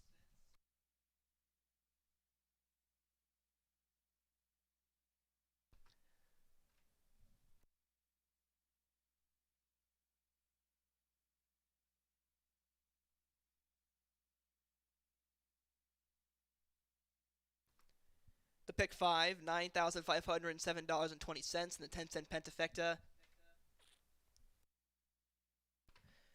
$2,463.94. That completes your payouts for the last thoroughbred race of the day. The next race on the card will be our lone quarter horse race. A maiden for registered Indiana breds, distance 300 yards, post time in 16 minutes.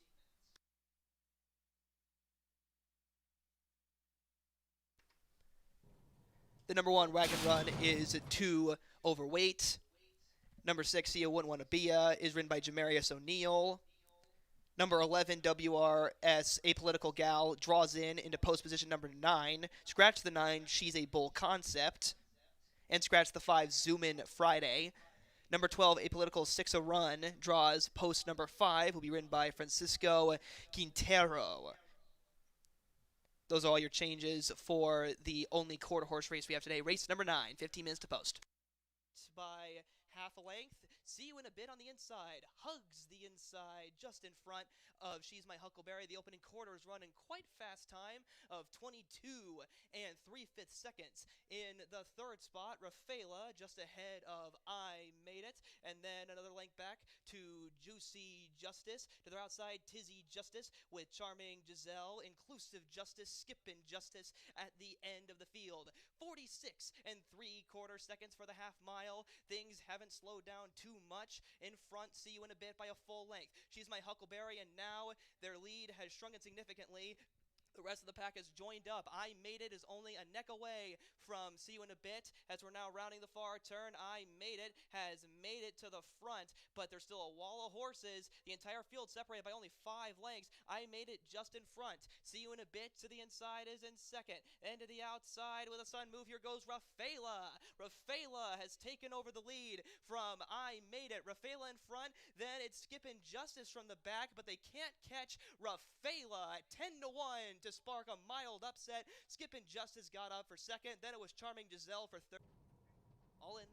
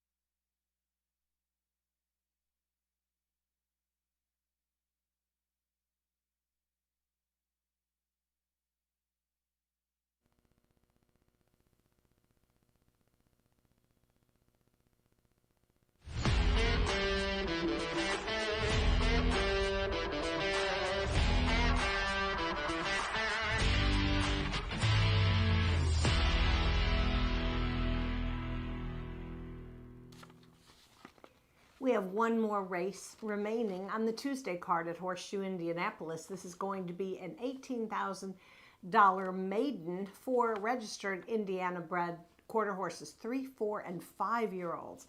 Most of these horses have had several starts. Some of them are coming off a layoff, so it ought to be interesting to see how they stack up. We have 3 scratches out of the first draw, and that will be number 5, 9, and 13. However, the 11 and 12 draw in, so still a nice full field, and they will be traveling 300 yards. So let's go to the paddock and take a look at a few of my contenders. I'm going to begin with number 10, and that's Jazzy's Encore, who qualified for the 30,000 maiden stakes here. Trials will run in May with the 10 fastest qualifiers returning for the May 31st final. And this horse really ran a huge race, ran second in a very competitive field. Actually, in that particular race, nobody, I've said this before, the horse that won, that Celtic Cartel, there was nobody who was going to beat that horse. Fastest qualifier, and just did it for fun in the final. But to run a half a length behind a very formidable qualifier is pretty good. So now I see that Jazzy's Encore could come back, you know, now drop to this particular level and do very well. German Rodriguez is the trainer, and he's also the rider, and we've talked about him before. Man, you know, he's got his horses ready. He was a former leading rider here, and now he's training and riding. A little bit unusual, but he's got it all down pat, and his horses have been doing very, very well for him. This is a filly by Encore. I think between the drop in class, and breaking from the far outside post, I really like the chances of Jazzy's Encore. All right, we're going to go next to a horse that draws in from the also eligible list, and that's number 11, WRS Apolitical Gal. Certainly is going to make an impact in this. This is a Williams Racing Stables homebred. This is a nice filly, and she faced a really tough field earlier this year in the Harley Green Derby. Our 3-year-olds this year, they are good. And so she qualified for that final, and it was pretty tough, but you know, she's really got a chance of coming back against that strong competition and doing well for her conditioner, Natasha Perez, and it'll be a return ride for Diego Bocanegra, who's done very, very well for the barn. Okay, so 11 drawing in, breaking from post position 9.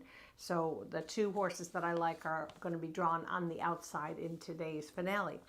Let's go next to number 4, and that's You Drive Baby, going to make her 10th career start. So this is one of the horses that has made quite a few starts for 2-time quarter horse trainer Tony Cunningham.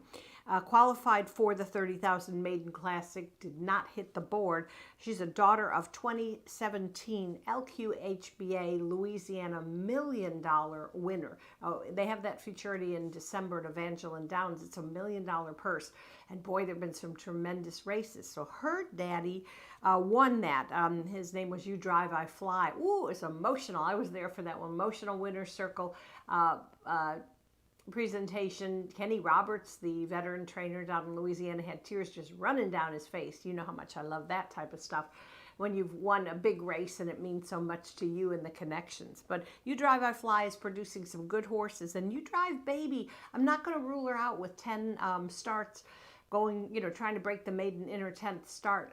Last year, Tony Cunningham, he had some horses that were 15 and 16 times trying to break the maiden, and a couple of them won. Never count him out. Flipping halter today, maybe a little more composure in the starting gate, maybe a better break will do the break for You Drive Baby. All right, I'm going to round out my top 4 with number 6. And that's See Ya, Don't Wanna Be Ya. And that horse had a very, very good seasonal bow for his connections.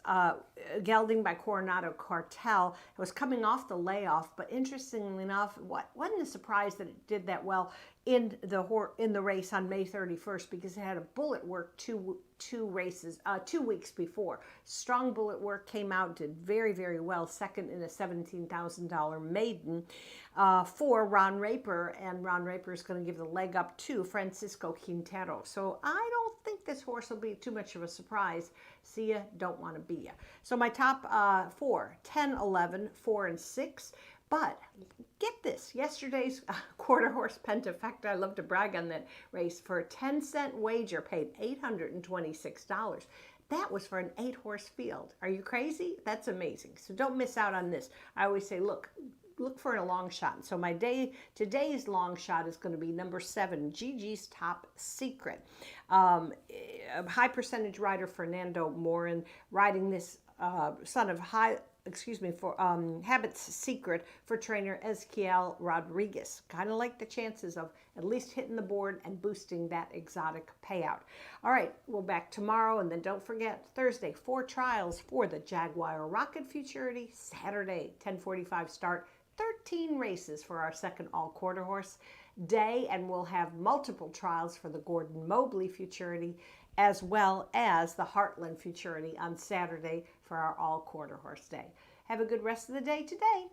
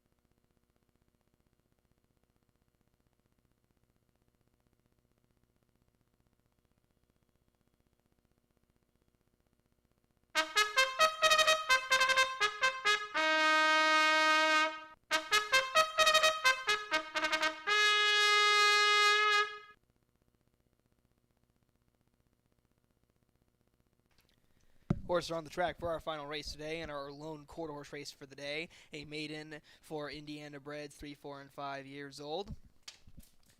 The number 1 is 2 pounds over. The number 5, Zoom and Friday, is a scratch. Number 9, She's a Bull Concept, is a scratch. And number 13, Cindy Pop, is a scratch. Number 11, WRS Apolitical Gal, draws in and will break from post 9. Number 12, Apolitical Six-A-Run, draws in and gets post 5. Number 6, Don't Wanna Be Ya, will be ridden by Jamarius O'Neill. And Apolitical Six-A-Run will be ridden by Francisco Quintano.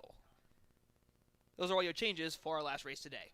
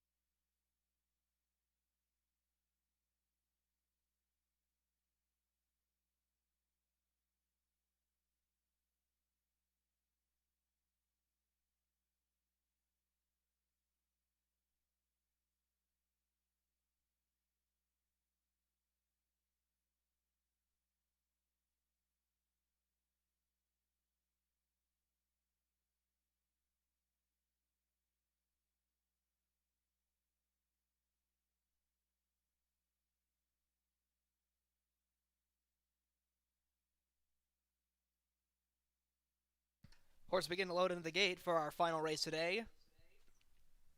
Wagon Run is in. HF Just My Hero.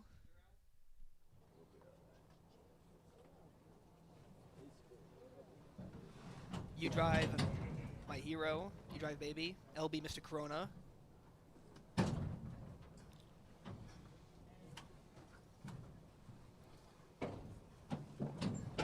Apolitical 6 a run.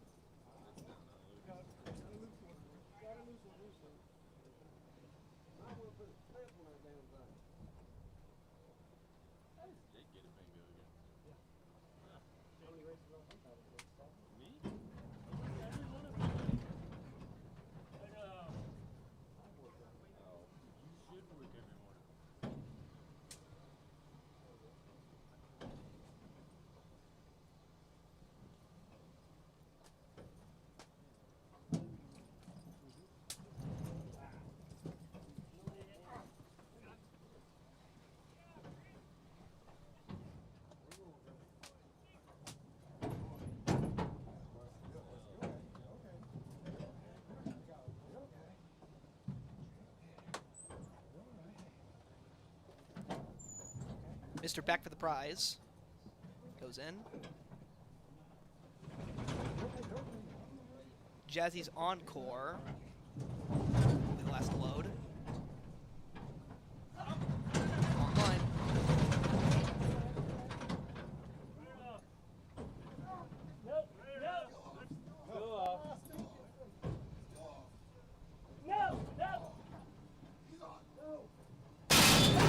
And we're off in the finale today at Horseshoe Indianapolis. Wagon Run was quite alert with LB Mr. Corona, and then we have HF Just My Hero, and now on the inside Wagon Run, but then to the outside we have Jazzy's Encore. Jazzy's Encore on the far outside. Wagon Run to the inside, far outside, far inside. In between them, it's You Don't Want to Be, but they're coming down to the finish. It's going to be Jazzy's Encore, a clear winner. And then it's WRS, Apolitical Gal, along with See You Don't Want to Be and Wagon Run.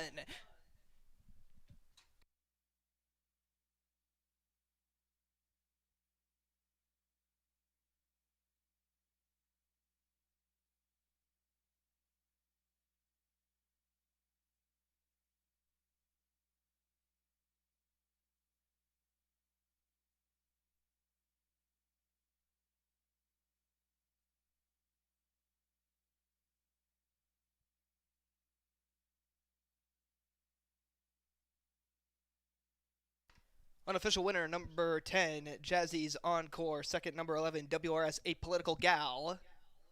A photo for third place.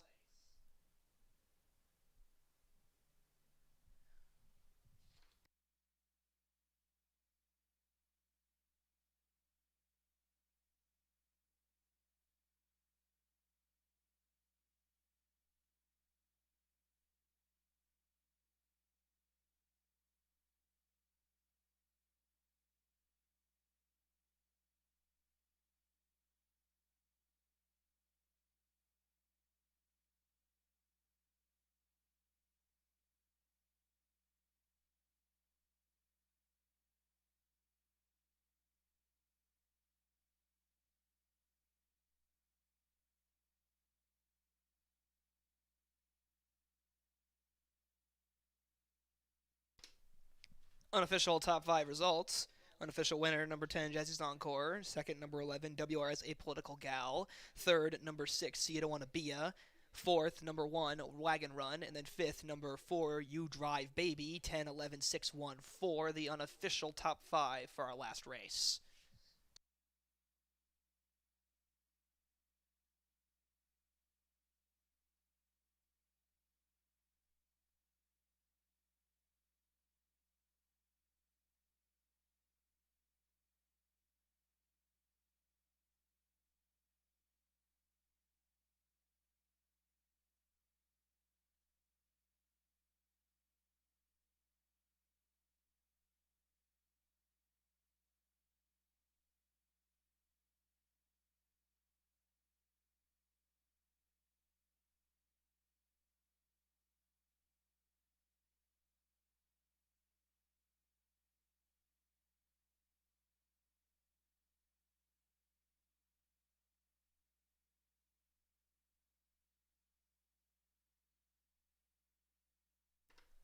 Results have now been made official.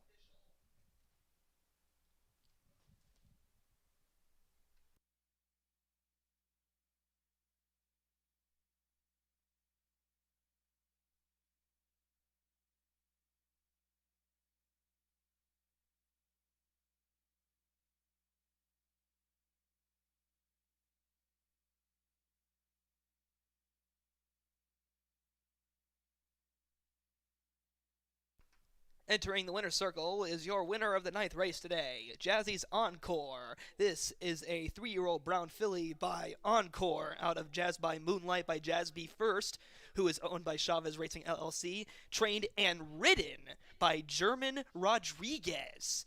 Congratulations! We'll have your payouts for this race in just a moment. This filly is now 1-for-8 lifetime.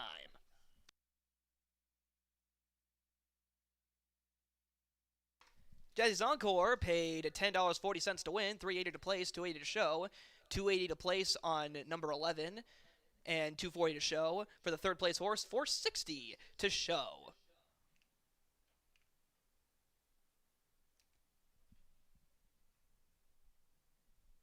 The $2 exacta was $22.20. The 50-cent trifecta, $69. The $2 double, $152.40. The 10-cent superfecta, $71.57. The 50-cent pick 3 was $133.65. And the 10-cent pentafecta, $243.63. Those are all your payouts. Scratches the 5, 9, and 13. The finishing time was 15.519 seconds. That concludes our card for today's racing at Horseshoe Indianapolis. We hope you had a winning ticket. Tomorrow, racing starts at 2:10 sharp. We hope to see you there. On Wednesday, we have 2 featured handicap races worth over $100,000 for you to play. See you tomorrow.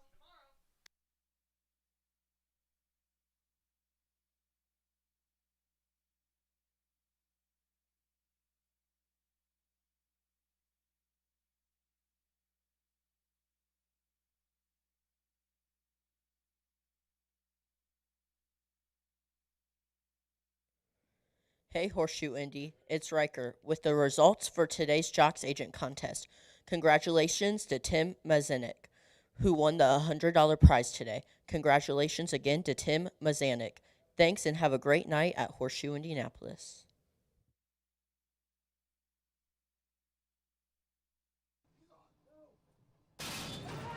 We're off in the finale today at Horseshoe Indianapolis. Wagon Run was quite alert with LB Mr. Corona, and then we have HF Just My Hero, and now on the inside Wagon Run, but then to the outside we have Jazzy's Encore. Jazzy's Encore on the far outside. Wagon Run to the inside, far outside, far inside. In between them, it's You Don't Want to Be, but they're coming down to the finish. It's going to be Jazzy's Encore, a clear winner. And then it's WRS, a political gal, along with